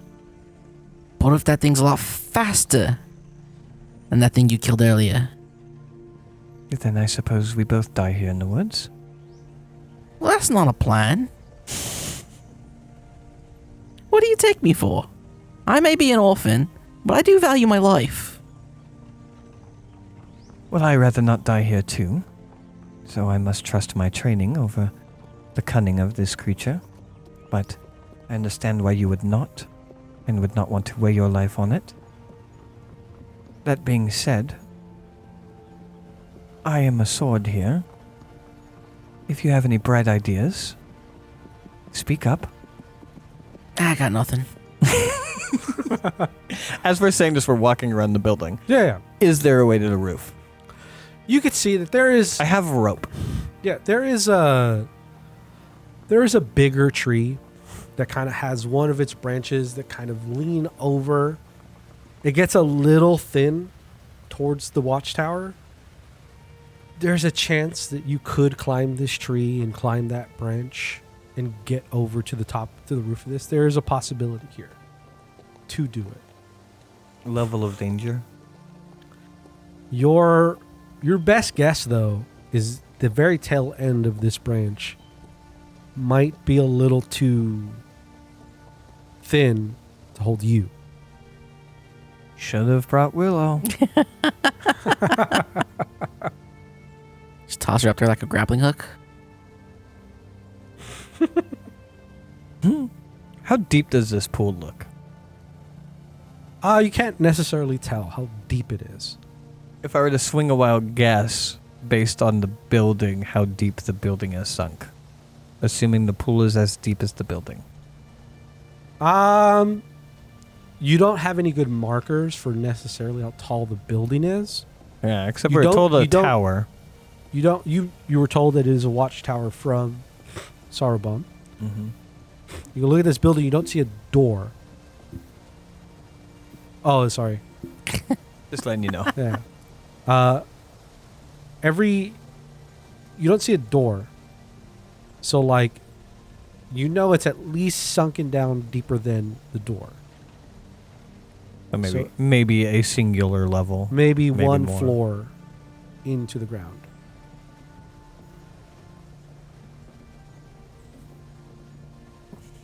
Fuck. I have a very stupid plan. I'm going to say the stupid plan out loud to emphasize the lack of wits of my character. Well, I don't think that branch would hold me, but you could perhaps climb across, get to the roof, and mount one end of my rope, give it to me. I can swing from it, colliding with the building and holding on for dear life. And if I don't fall into the pool beneath, I could then ascend up the side of the building. Well, it's a plan, I suppose. It's either that, or we have to swim. I don't really care to go in that water. But in the end, we might have to anyway. If we want to retrieve that box. My issue with the swimming is it likely only takes one of us to do it. My inclination is to keep you out of harm and to go down into the water. But I am also suspicious of that creature, and if I am in the water without my armors, you would be left to fend for yourself. Against what you have already described as may be a more powerful being. Aye. And if there are more of those things down there, you'll be left to defend for yourself too. So, my proposition is either we attempt my plan, which involves me swinging from a tree and colliding with a building, likely getting hurt, maybe falling into the pool anyways, but you are almost guaranteed safety. Or we walk around back to where this chest is, and we draw straws for who swims. Well, we can always do both. I'm sure we might want to take a look inside there first, and then do the drawing of straws afterwards. Very well. I'm going to toss you the spool of rope. We're going to climb a tree. To give you perspective, he's going to climb all the way up the tree and over to the roof, and then find somewhere to tie the rope or try and hold the rope. I'm going to climb about halfway up the tree and then swing and collide with the building and hope not to fall into the water after colliding with the building. It is a bad plan, and I know this. All right. It is what we are trying to do. Okay. How do we do this? If you have any tags to help you, one of you can roll and one of you can assist. I don't think either Love for the Dale. What are or we Trail doing Finder. currently? Just the whole plan? The whole execute execute at least the first part of it of getting him into the building with the rope. Getting him into the building with the rope. So probably your role with any tags that would help you climb. Mm-hmm. You assisting with the rope would probably be the. I think the only thing that I could give you is that we're doing all of this for the people of the Dale. Love of the Dale. Yeah, I don't think Okay, I anything can I see that have. arguing that this is Love of the Dale. I don't think anything I have will really affect this. Oh, I could rally comrades? Could it be a boot and rally? Can I inspire? Inspiring leader? Sure. Kind of like, as he climbs and moves across, listening for any creaks imagine- or anything. Deft hands would work for climbing. Deft hands. Oh, I'll give you yeah. deft hands. Telling you like if I hear any creaking of the branch, like move slower or whatever. Waiting for that critical moment of like, fuck it, jump type moment. Just overall doing what I can to try and assist you So deft hands with rally. Love of the Dale, rally, rope. Yeah. That's +4 to your roll. +4. All right. Here we go. Oh, that's not bad. 13. 13. Success with no consequences. All right. You manage to climb up. You probably have your own separate climb. but I'm may- only climbing like halfway up the tree and keeping one end of the rope. Yeah, but that could be even after he secures it. You could probably. I need to roll to climb halfway up the tree.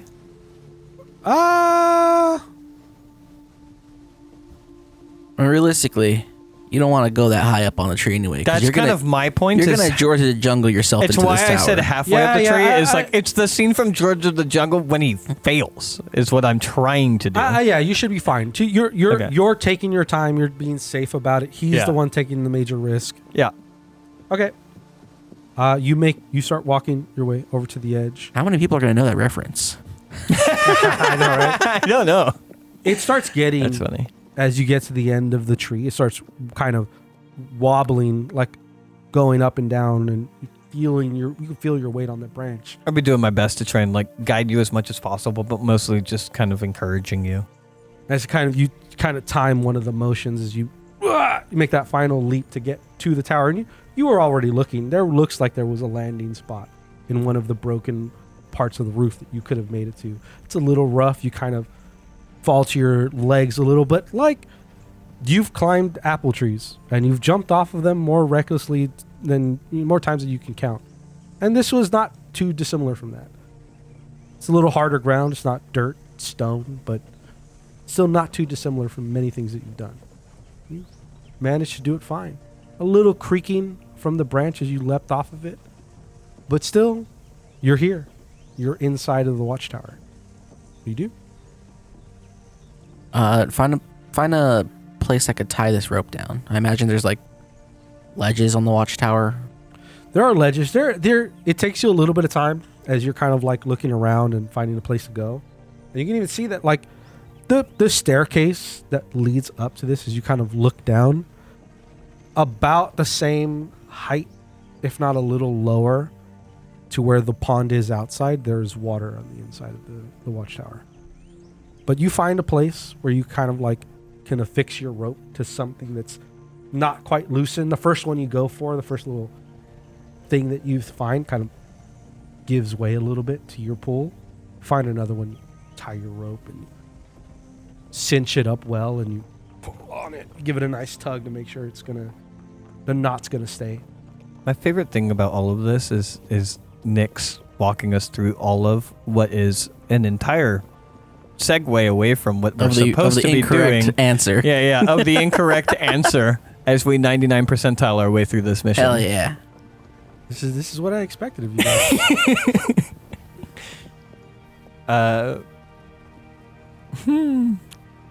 I'm waiting for you to give me a signal. Yeah, as soon as I finish tying it, I'll poke my head over and give you the thumbs up. All right. I'm going to roll here. This is just a decision roll, flipping a coin. If I fail, then I'm going to just go for it, which is going to allow me to use one of my tags here. If I succeed in thinking about this as my character, then I think I no longer get to apply this if I end up having to do the action anyways. We'll see why in a moment. I fail. I guess we're just doing it. We're doing it to it. Okay. You give me the signal. Mm-hmm. I know that I am a warrior for the Dales. Red isn't. And Red is following me on this venture. I'm trying to put on a brave face, but the reality is I'm scared of how much it's going to fucking hurt when I collide with this building. And I'm also scared that if it hurts, I'm going to fall into the water beneath, which is where I never wanted to be ever. Okay. So, feign courage. Okay. Okay. I feel like since he got it, it's pretty reasonable doing this horrible, horrible task, Love of the Dale. Okay. And now we get into maybe these apply, maybe not. Brute strength, in my mind, to withstand the damage of colliding with the building and being able to hold the rope and not fall into the water anyways. Okay, yeah, to hold on to the rope, sure. Okay. No, I'll give yourself the rope too. I'll give you the rope. Oh, and the rope. Okay. Part of me really wanted to say that you guys haven't exited the scene yet. So every tag you used for him still been used. That would have been funny. Part of me wanted, but I was like, no, there's enough time. I've reestablished the scene. Okay, last one is the biggest stretch. To hopefully pad some of my collision, my armor.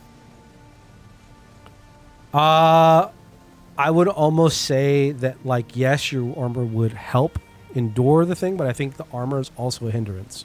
I think its weight, I think it would be a positive negative. I think it cancels it out. So 4. Oh, baby. I leap from the tree. Mm-hmm. It's an 8. Oh, double sixes are... Oh, wait, sorry. It's an 8 plus 4. It's a 12. So 12. Successful. Yeah, I forgot about all of the tags that I just bartered for. Yeah. I forgot about all of them. I was going to give you a consequence. Yeah. It was a 12. Double sixes is critical success. Double ones is critical failure. Oh, cool.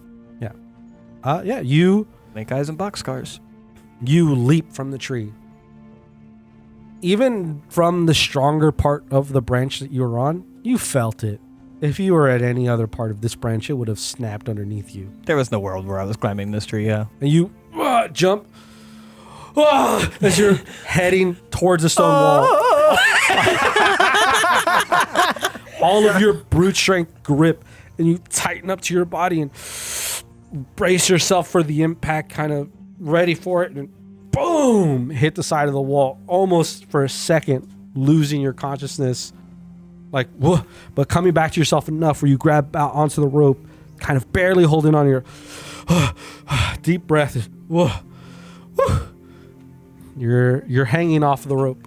I'm gonna take my lower hand and wrap it in the rope so that it's taut against my hand, and then use that as an excuse to go a little bit limp and catch my breath for a moment. Okay.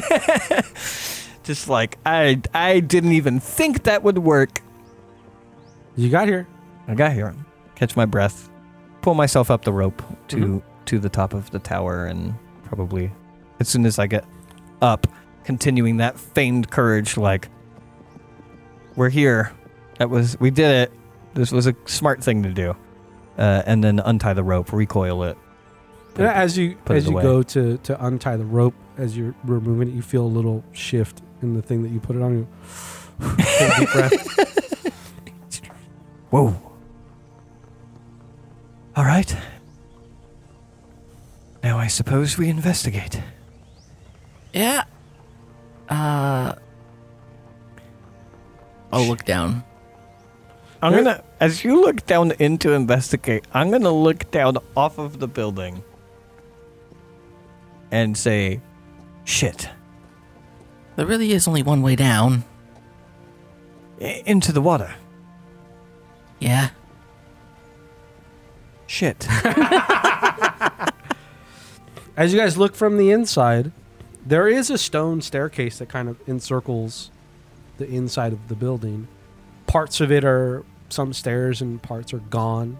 But for the most part, it's something you could traverse down. But it leads down into water. As you kind of look around you, it looks like there's the remnants of stairs that would lead up. The roof is mostly gone. The upper section to this watchtower, as you've been told, is gone. Sure. You're just up looking at the canopy, at the light breaking through. Still dim in here, still not quite bright. You still see everything.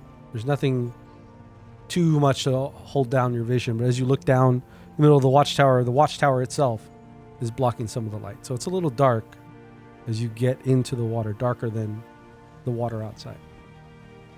What do you guys do? Is there anything as we descend down inside of this building? Was there any good purpose of us being in here? Is there anything to see? Is there any artifacts? Is there any strange coloration to the water beyond what we had seen outside? The water at the bottom of this watchtower lacks that oil that you saw from the outside of the tower. There's none inside here.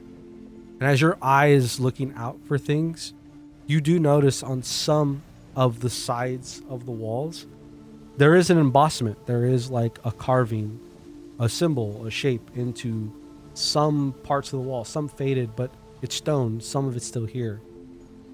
It's almost identical from what you could remember to the embossment on the front of the thing's armor. Well, I suppose the soldier that attacked us did come from this ancient place. I imagine its body somewhere submerged within the water. Though there's no discoloration here, perhaps its body laid beneath or ended up beneath while the building sank. And your theory of the artifact got to it. Does it smell putrid, the water here? I mean, like rotting, old, stale water.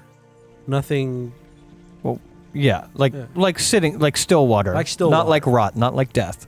Yeah, there's a faintness to it, Okay. but you can't quite.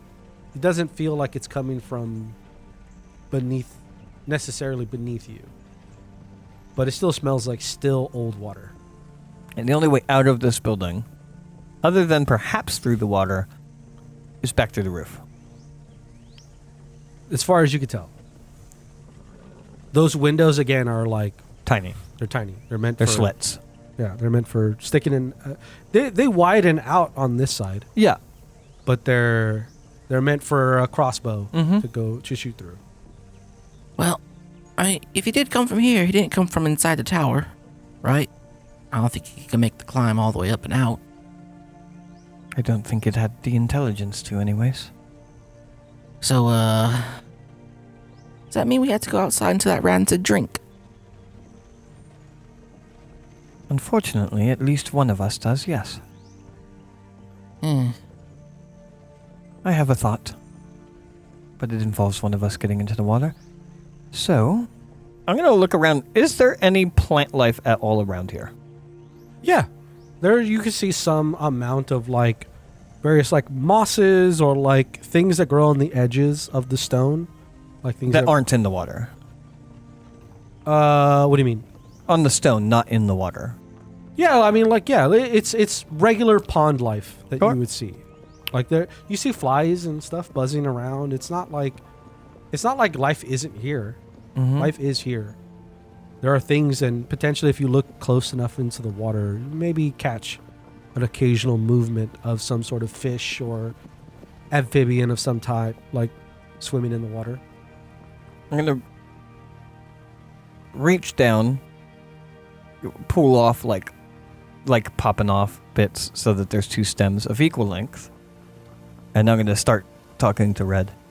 Well, I think I have a way for one of us to get down unscathed, which means that one of us will go into the wretched water.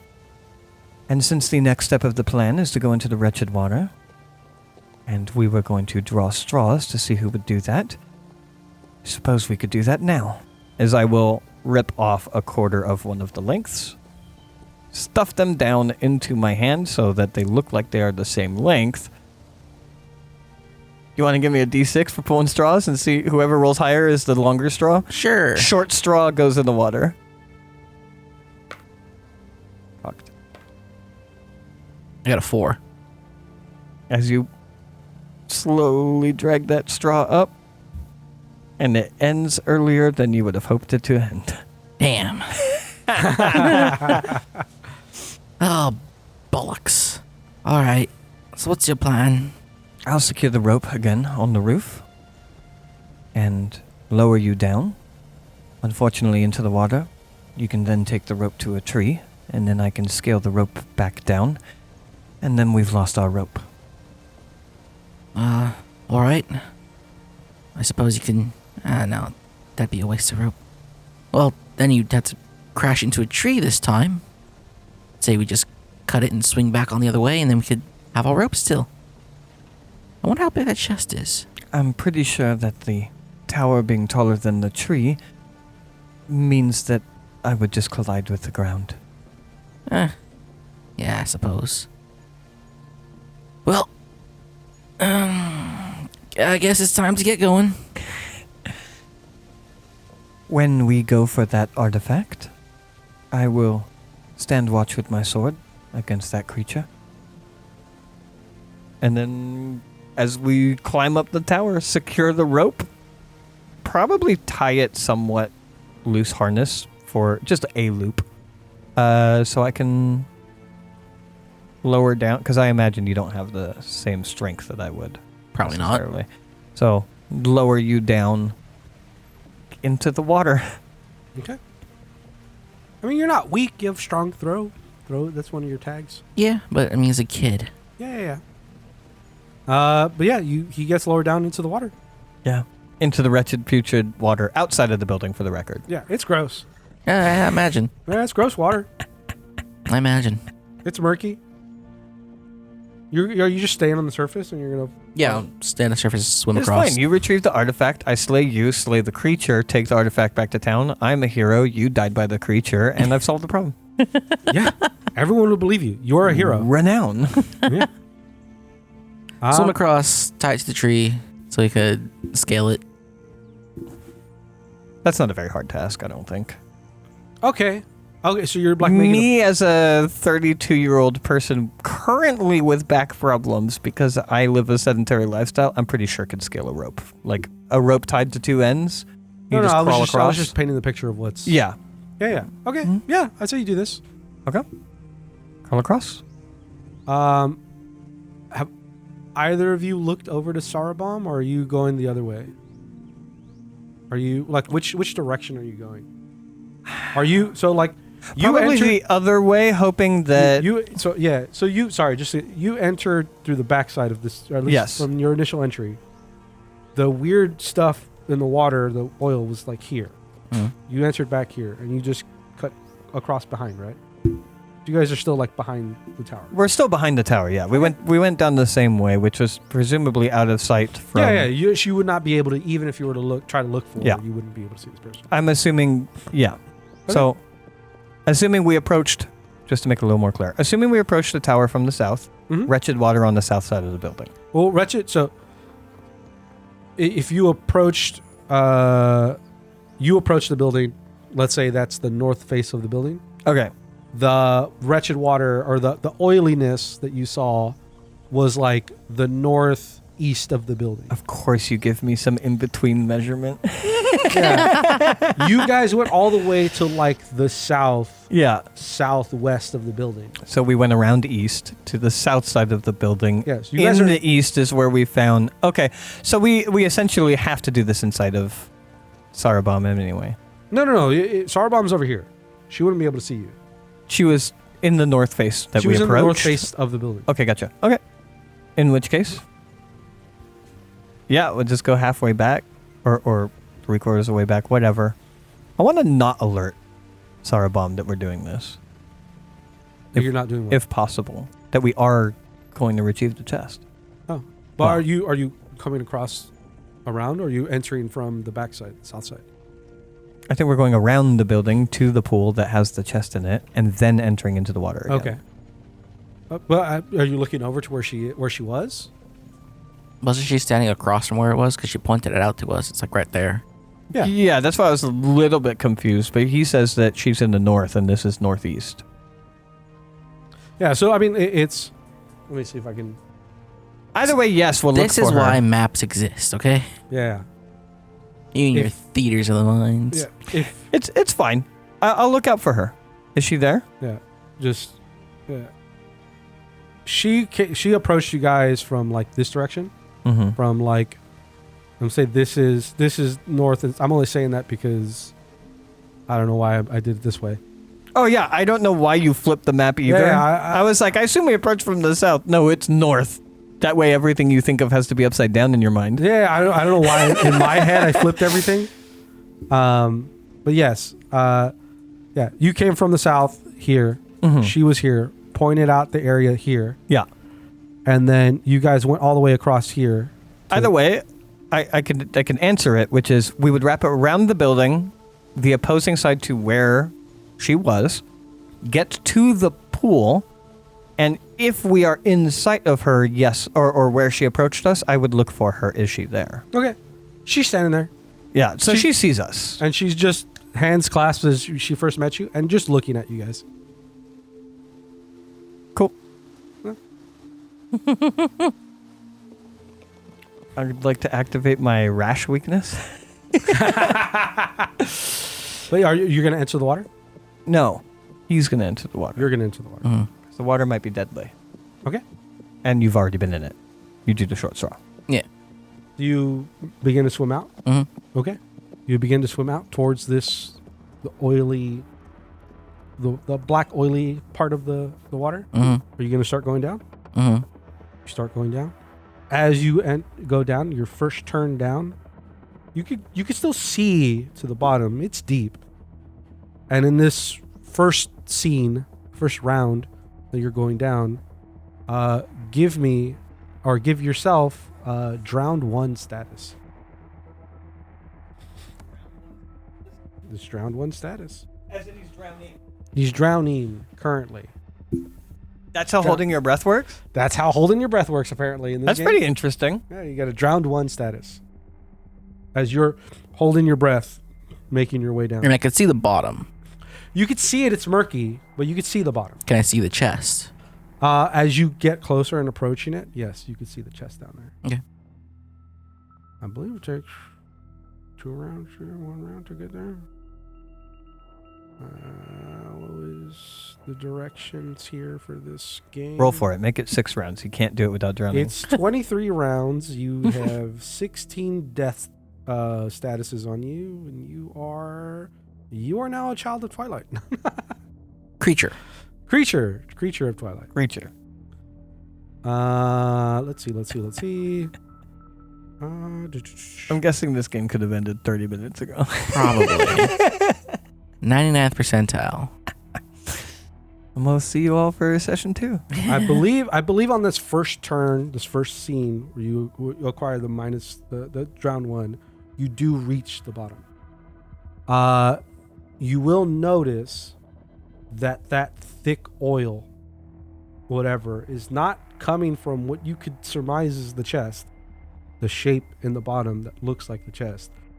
Adjacent to it, you could see a kind of crack, very visually striking, a crack through the ground where you could see this thick tendrils of like a oil that's kind of seeping into the water and seeping up. Not the chest. Not the chest itself. How close is it to the chest? Relatively close. Okay. Within several feet of it. Okay. How big is the chest? Relatively big. It's actually, what's in the chest? How big's the How crack? big does it have to be? It is probably about 3 or 4 feet long, and probably not very tall, but it's relatively long. Okay.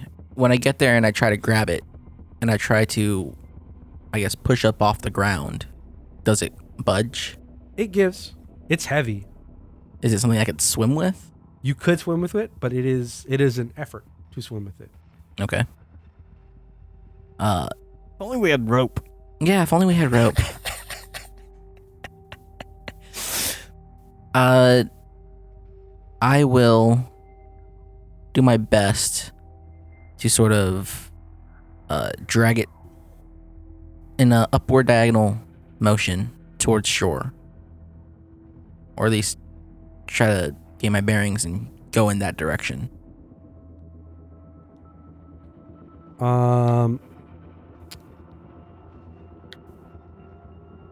I will say that your pacing is hindered by both the weight of this, and as you pull off and as you begin to, you're just trying to ascend, correct? Mm. And as you begin to ascend, your feet, as you plant to try to pull up, begin to get caught on some of the vegetation that's underneath here. You start to kind of struggle to push up, pull up, and the effort that it takes you to kind of lift this chest up and to move and to release yourself of this entanglement, you're now at round 2. Mm-hmm. You're not up, but you have the chest free. You freed your feet from what you've gotten stuck under. Okay. Continue to move. Mm-hmm. As you begin to move, you see a shape dart around in your peripheral vision around you as you begin to move. And you see a very serpentine shape kind of whisks, and you could hear it into the water. Continue to move, try to ascend. Mm-hmm. You gain round 3. Mm-hmm. You are almost to the surface, and you feel something rack into the side of you as it moves into you. You also gain a wounded 2. At that point, I will let go, get to the surface, and start booking it towards the shore. Okay. You drop the weight and you ascend, and you start swimming frantically to get to the shore. And as you see this, as you see him pop up, do you say anything? Is it frantic before you even say anything? Yeah. I immediately will start removing my armor.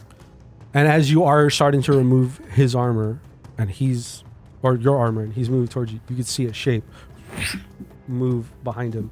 Yeah. Kind of very quickly catching up to him. What am I wearing? Leathers? I imagine some level of what's that, like the plate on leather? I forgot what that's called. I'm not sure. It's like usually Gambison? yeah, something like that. Never heard of it. No. Brigandine. Or Gambison Brigandine, one of the two. Are we talking? It's the lighter one, the one that's like really like thinner like metal on leather. There's a name for it, but I forgot what it's called. I don't think I could save you with my armor on. I think I would drown. I think I need to remove my armor. So I will doff my armor. Doth, right? Don is to put on. Doth is to take off. Yeah. Doff. I will say Armor would weigh you down a lot. It'd be really hard. I mean, you're not swimming in armor. Yeah. I mean, you could probably swim in leather. It'd just be taxing as fuck. Mm. give me Give me a roll to over this last leg as this thing is coming up on you to see if you can make it to shore without consequences. And you will have your wounds affect your swimming. Rally? You have a -2 to this roll. If you have any other tags that you can add to. Rally? Deft hands? I'll give you deft hands. And I'll give you rally.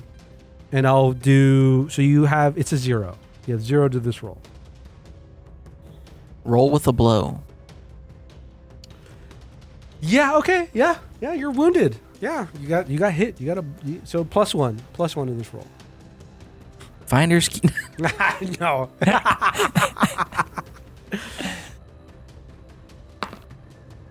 2 6s. Hey! Beautiful. Because I was going to constrict you. That was my plan. I was going to drown because I would have jumped in and saved you, and I probably could. And then But died. I'd die. Right as you're swimming, your deft hands going through the water. You've taken a hit before and rolled with it. You know how to kind of just knuckle your way through some pain. You got hit. You got hit hard by whatever this thing is. And you're swimming through. You make it to shore, but as you're making it, you almost feel as it tried to reach out to you again, pass by one of your flailing legs as you make it to the muddy part of the shore, and it kind of coils back and moves back, and you're make it to the shore through the mud, legs covered. Now, There's something in there.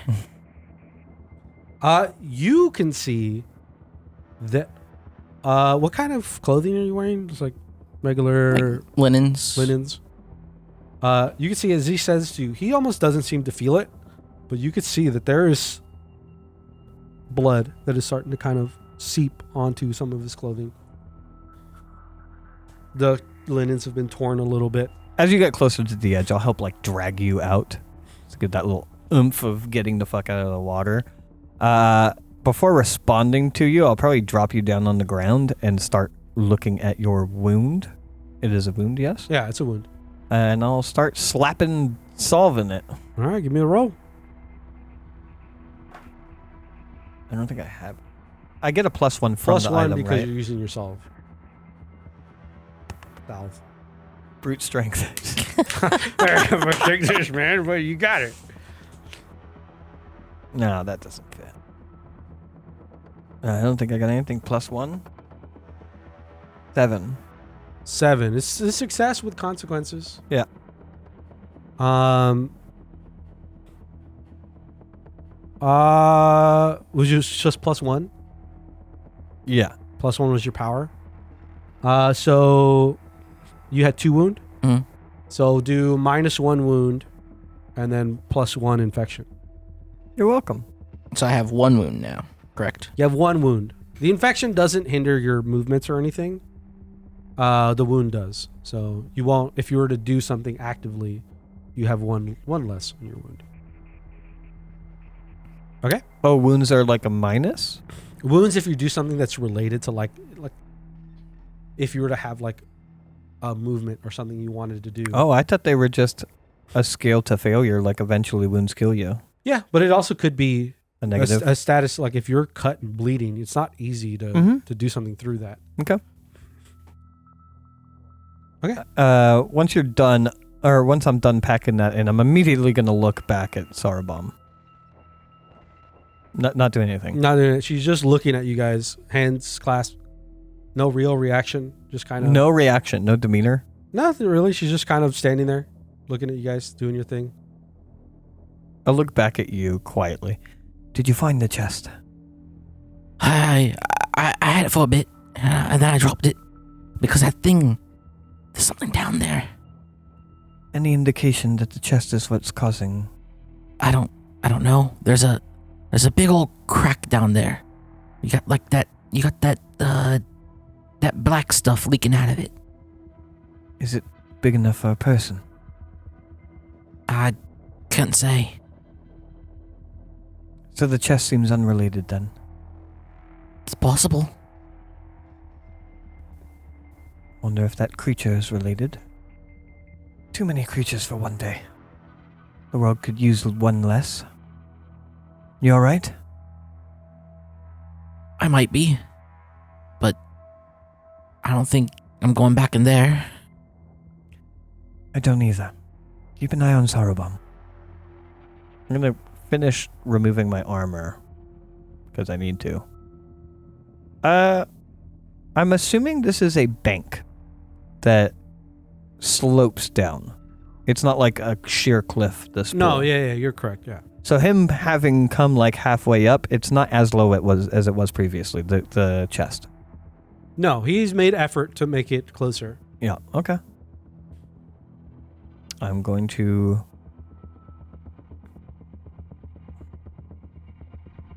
remove my armor, remove my sheath, take my blade, and step about thigh deep into the water. And I am waiting for that creature to bear itself so that I can stab into the water. I'm intentionally not swimming because swinging a sword in the water would be stupid. Are you doing anything to encourage it to come to you? Being in the water first, I want to see if that's enough. You don't get anything right away. I'll wait. You wait. Every once in a while. Probably flick my eyes back at Red and then back to the water. And then a little while later, back at Sarubam. Just make sure nobody around me is doing weird shit. You do see movement in the waters. You're not necessarily sure it's murky if it's related to the thing that attacked Red, or if maybe it's something else that's just a little bit bigger in the water. Some sort of other Bigger than what amphibian- attacked Red? No. I meant like a bigger than like a nematode or like a small fish. Like bigger than that. Like maybe like a big frog. You're not sure exactly, but nothing. As you kind of stand there thigh deep with your sword, nothing comes to you. Okay. I'll step back out from the water.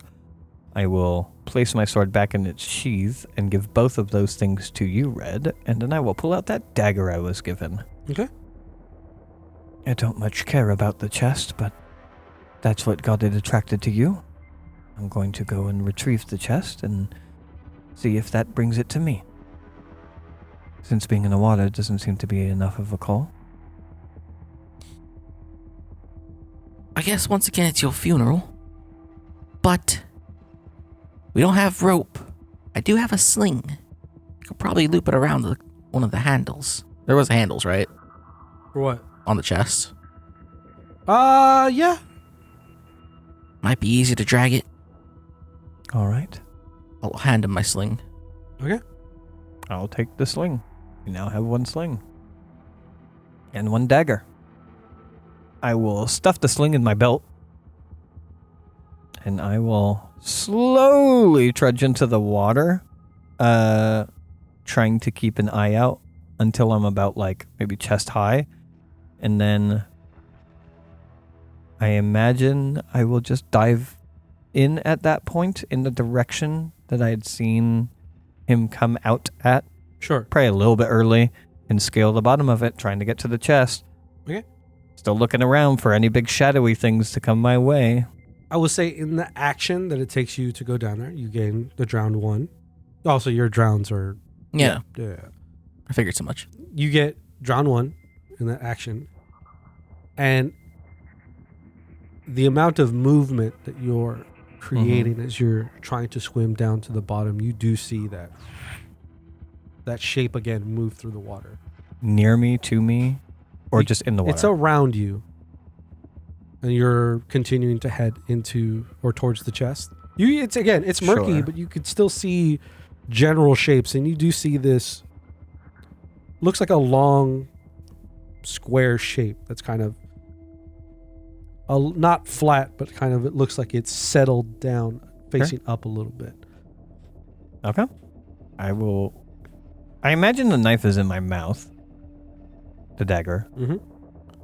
I will swim up to the chest and tie the sling to it. You tie the sling to the The handle. The handle. Yeah.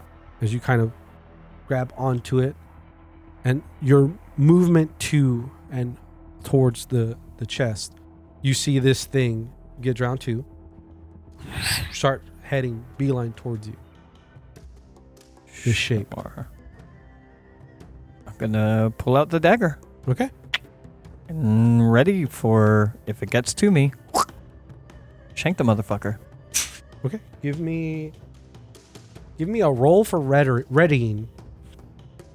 Roll for readying. Well, actually, no. The consequence of readying, I imagine just everything would be stacked onto my reaction. No, I mean your.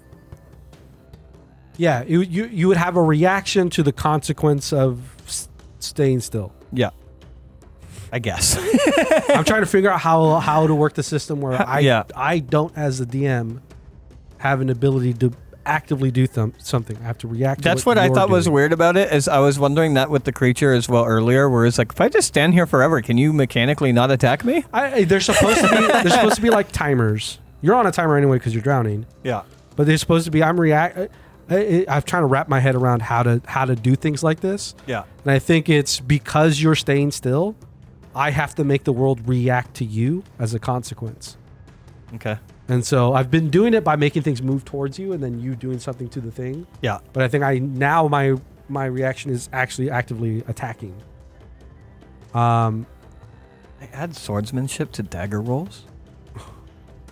I would give it to you. You're attacking me. Yeah, it is attacking you, and it is giving you, or it's going to give you a wounded 2. But I can minus that by adding. You can use your roll to attempt to reduce this. Yeah. As a reaction to it, using tags that you have available to you. Probably should have done this with you when you got hit. Probably. Is giving you an opportunity to react. Brute strength, swordsmanship.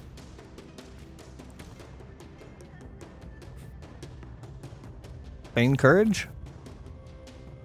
I feel like feign courage is. Sure. When we originally talked about this system, and we'll get that into it and to take the damage, but feign courage is just something I feel like is just going to always apply. Yeah. Well, it's going to apply to situations where you're going to be brave, where you're trying to be brave. Trying to be brave. And this is a situation where you're trying to be brave. Yeah. Feel like I'm not being driven by my love for the deal right now. 9, which is success with consequences. Oh, and dagger 10, right? If I'm using an item in my inventory. Item, so 10. So it's success with no consequences. So, what's your power at? 4? Mm-hmm. 4? Correct. I forgot all the rules and necessarily how that works, but I will say you negate the wounded. You fend off this attack as this thing is around you. Okay. What are you doing? Attack back. Okay. Attack back. I mean, same shit. Same rolls. You have +4. 12. 12. Success with no consequences. What do you? You're just doing damage to this thing? Yep. 4 power? Mm-hmm.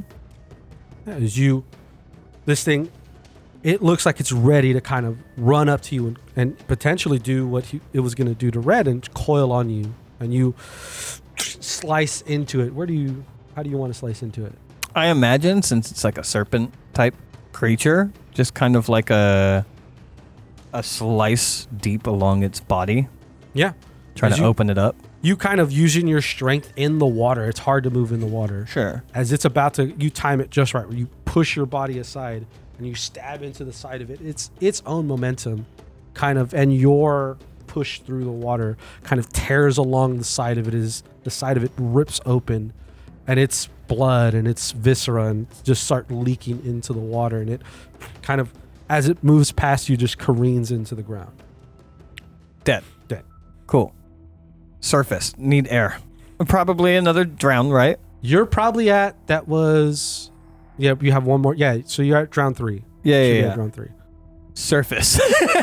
Because this was a freshly dropped chest and not lodged, you can go up and you have one more drown, but... Well, I was going to surface and then go back down and grab it and drag it up. Okay. But I imagine that would be easy at this point unless there's another creature. Yeah, you go up.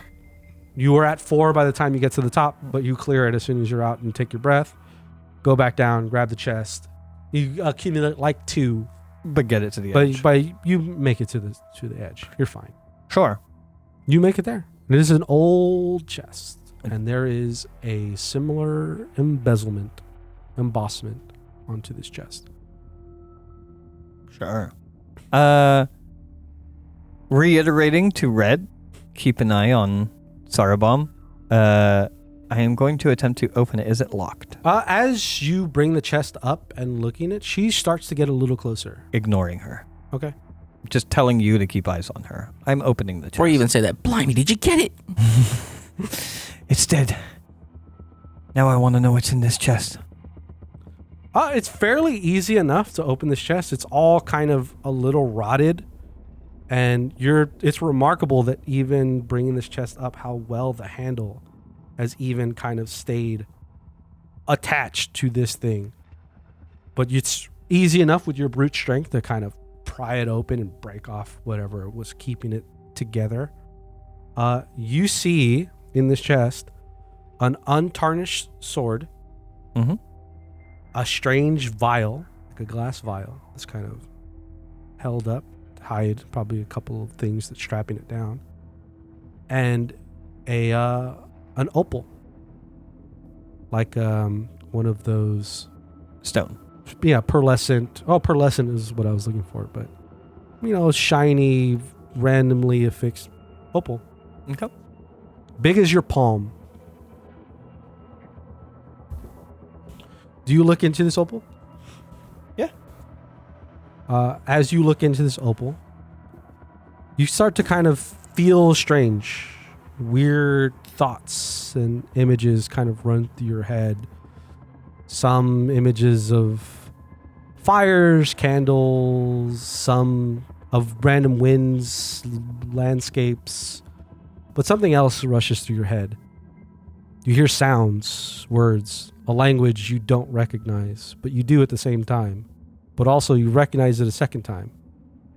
You recognize it's very similar to the words that Renthir said, that he spoke. For a moment, you kind of catch yourself again as you look away from the opal.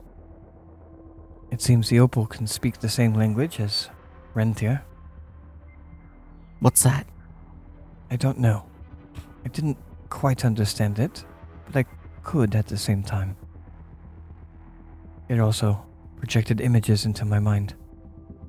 Whatever it is, it seems dangerous. I could tell you what it means. Then you should.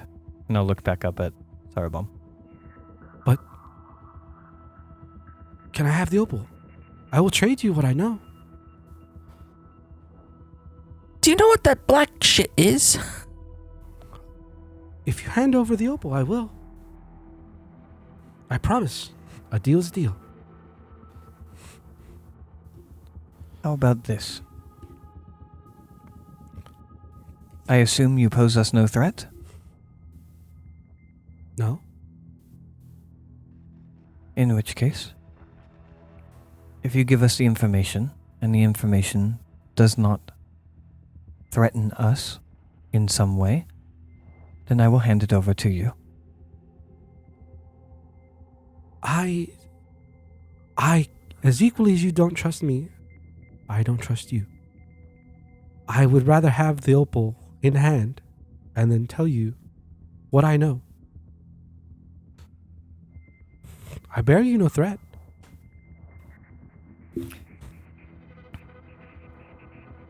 You would give us this information, regardless. Well, not regardless. You would give us this information freely if we handed over the opal, so then that information is no danger to you or to us. You have no reason to distrust us with it, unless it is a threat, which is why you wouldn't want to take that deal. So Two Blades say that we will not hand it over until we know what it is, and if it's related to the dangers that's already posed our town. It is not related to the threats or anything that could assail your home. As she is talking with you, as you look into her eyes as part of the conversation, and Maybe not directly, but every once in a while. You gain Tempted 1. The idea of making a deal with her becomes more enticing. You feel a little bit more like, okay, this isn't a threat, maybe to us. Do I recognize that I'm being tempted? You do feel a slight shift in how you feel, but you don't know if it's your reasoning. If you were told, you're not sure where it came from, but you're starting to get convinced a little bit. You have Tempted 1. But I feel that shift. I feel a change. You do feel a shift. I feel a compulsion. You feel a shift. You're not necessarily sure where and how, but maybe it's reasonable. Maybe it's some other compulsion. Can I be wary of the compulsion, or would it be beyond my understanding? That's kind of what I'm getting at. I would like to react to the compulsion, but if I, as a character, don't know I'm being compelled, I can't react to it. Do you get what I mean? Yeah, I'm trying. It's a game without saving throws, so it's hard to say. Yeah, it's trying to figure out how it works in this game and how an effect like this would work. Is there any liquid left in that glass? They're in the vial inside the. Yeah, because Red's getting a little nosy there. There is liquid in there. Yeah. What does it look like? Is it black? Is it prismatic? It is an actively swirling bluish liquid. Okay.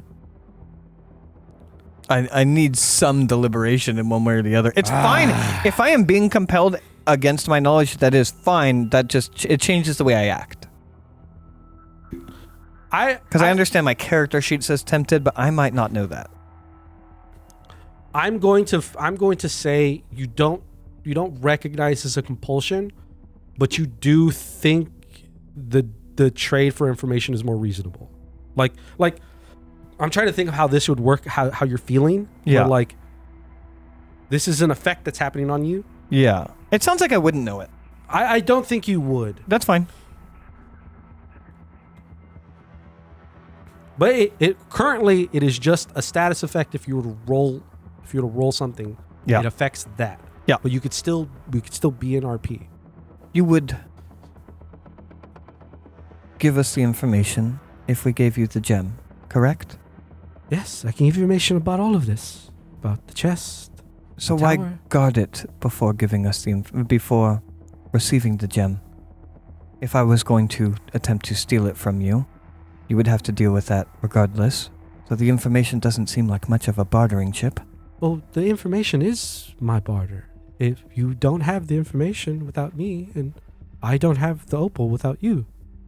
So my trade, my value is the information. If I give you the information before I have the opal, then I have nothing. And you have no reason to... The same could be said in the other direction. If I give you the opal without the information... It's true.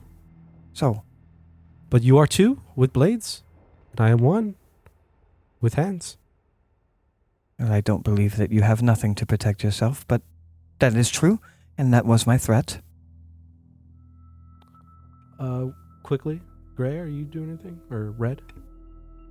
No. Tempted to.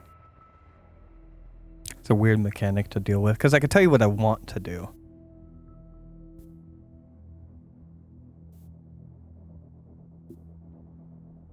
Because of the tempted, I'm going to roll die.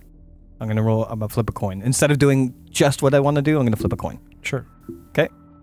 1, 2, 3, I do what I want. 4, 5, 6, I think I'm going to give over the gem. I'm going to hesitate.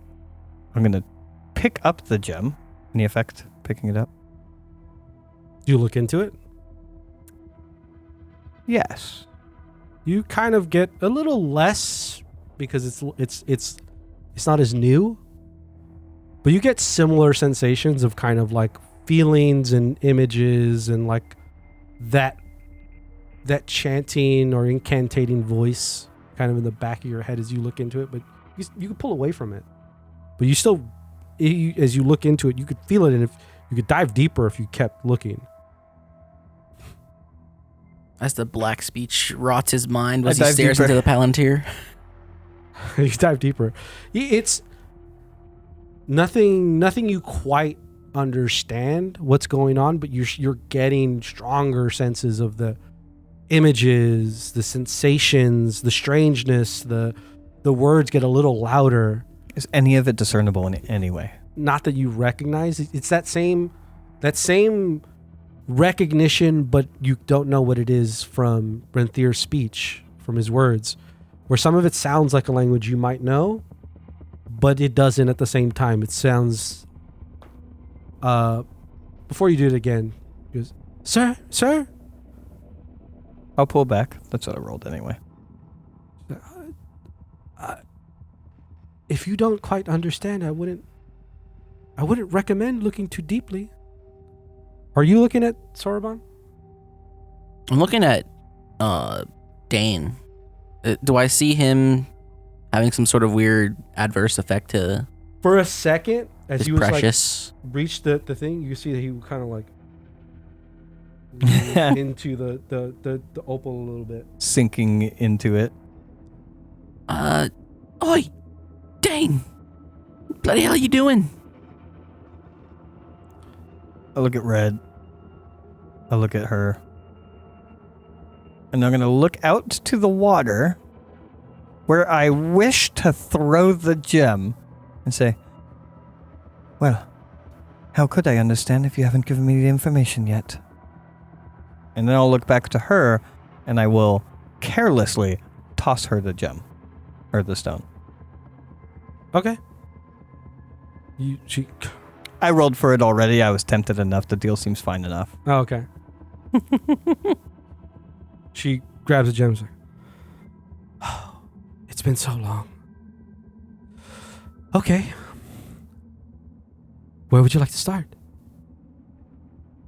You said that this had nothing to do with the black tendrils in the water and is no threat to our town. Was that true? Or just a ploy to get this out of my hands?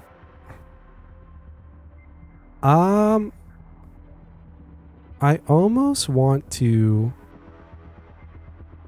I kind of almost want to not hard cut, but she will lore dump you everything that you want to know. Well, I just want that one question. Sorry, what was this? First. Does this actually have any relation to the black stuff and what threatens my town? Or was it a lie that didn't, and she just wanted to get the gem from me? The only relation is they're both old. But this is separate piece. This is from my people, a gift to your people. A gift you want back then? Yes, well, you all used it rather recklessly. And, well, it's best not in your hands, I guess. It's led to what happened here. And maybe even that oil. Your people did it to yourselves. I don't much care about origins. Can it be stopped? More than likely. This originates from further down south to the marshlands. That crack is merely a seep of things that are happening beyond here, down that way. Remnants of old thaumaturgy. Mages. I forgot what they call thaumaturgies, whatever. Thomas. From old Thomas's. Where is it? From great thaumaturges. This is remnants of their war with each other. Their vie for power. This was an old watchtower. Tall, too. 3 stories. Something came from this water and assailed my town, my village. I would like to stop that from happening again. Can you seal stone? No. Well, you can try going to the marshlands find its source and deal with it there. But it is that oil, the same with the thing that fought you. The serpent was changed by that oil. There might be some frog that comes later, changed from this oil and goes to find life. I'm going to start putting away my dagger and putting my armor back on. Well, you have your chest. I have no more questions. Red, if you would like to ask anything, now would be the time. All I desired was the opal. You can keep the sword and the vial. The chest is worthless rotted wood. Oh, Red grabs that sword. I was going to... Finders keepers. As you go to grab the sword, I will just chuckle and say, Red, you can take whatever black magic chest items you would like. I will keep myself from them, thank you. Well, suit yourself, I suppose. Lady. Yes? What was in this vial? Let me see. I'll tell you if you make me a deal. In the old times, they knew how to concentrate certain essences. That liquid itself would deepen your awareness of thaumaturgy.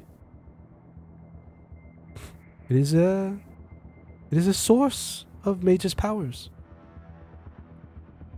Tucking away my sheath now. It's called Perhaps something for the wise one. It's called entheogen. I don't know what any of that means, but It can teach you or it could strengthen your connection to magical things. I'll just stow that away for some other time. It's probably worth something to your people. Maybe that Renthier bloke. Maybe that Renthier bloke has use for it, I suppose. But Speaks the same language as the opal. Right? Might have a use for it. Some of you maintain. Yes, some of you do maintain our arts.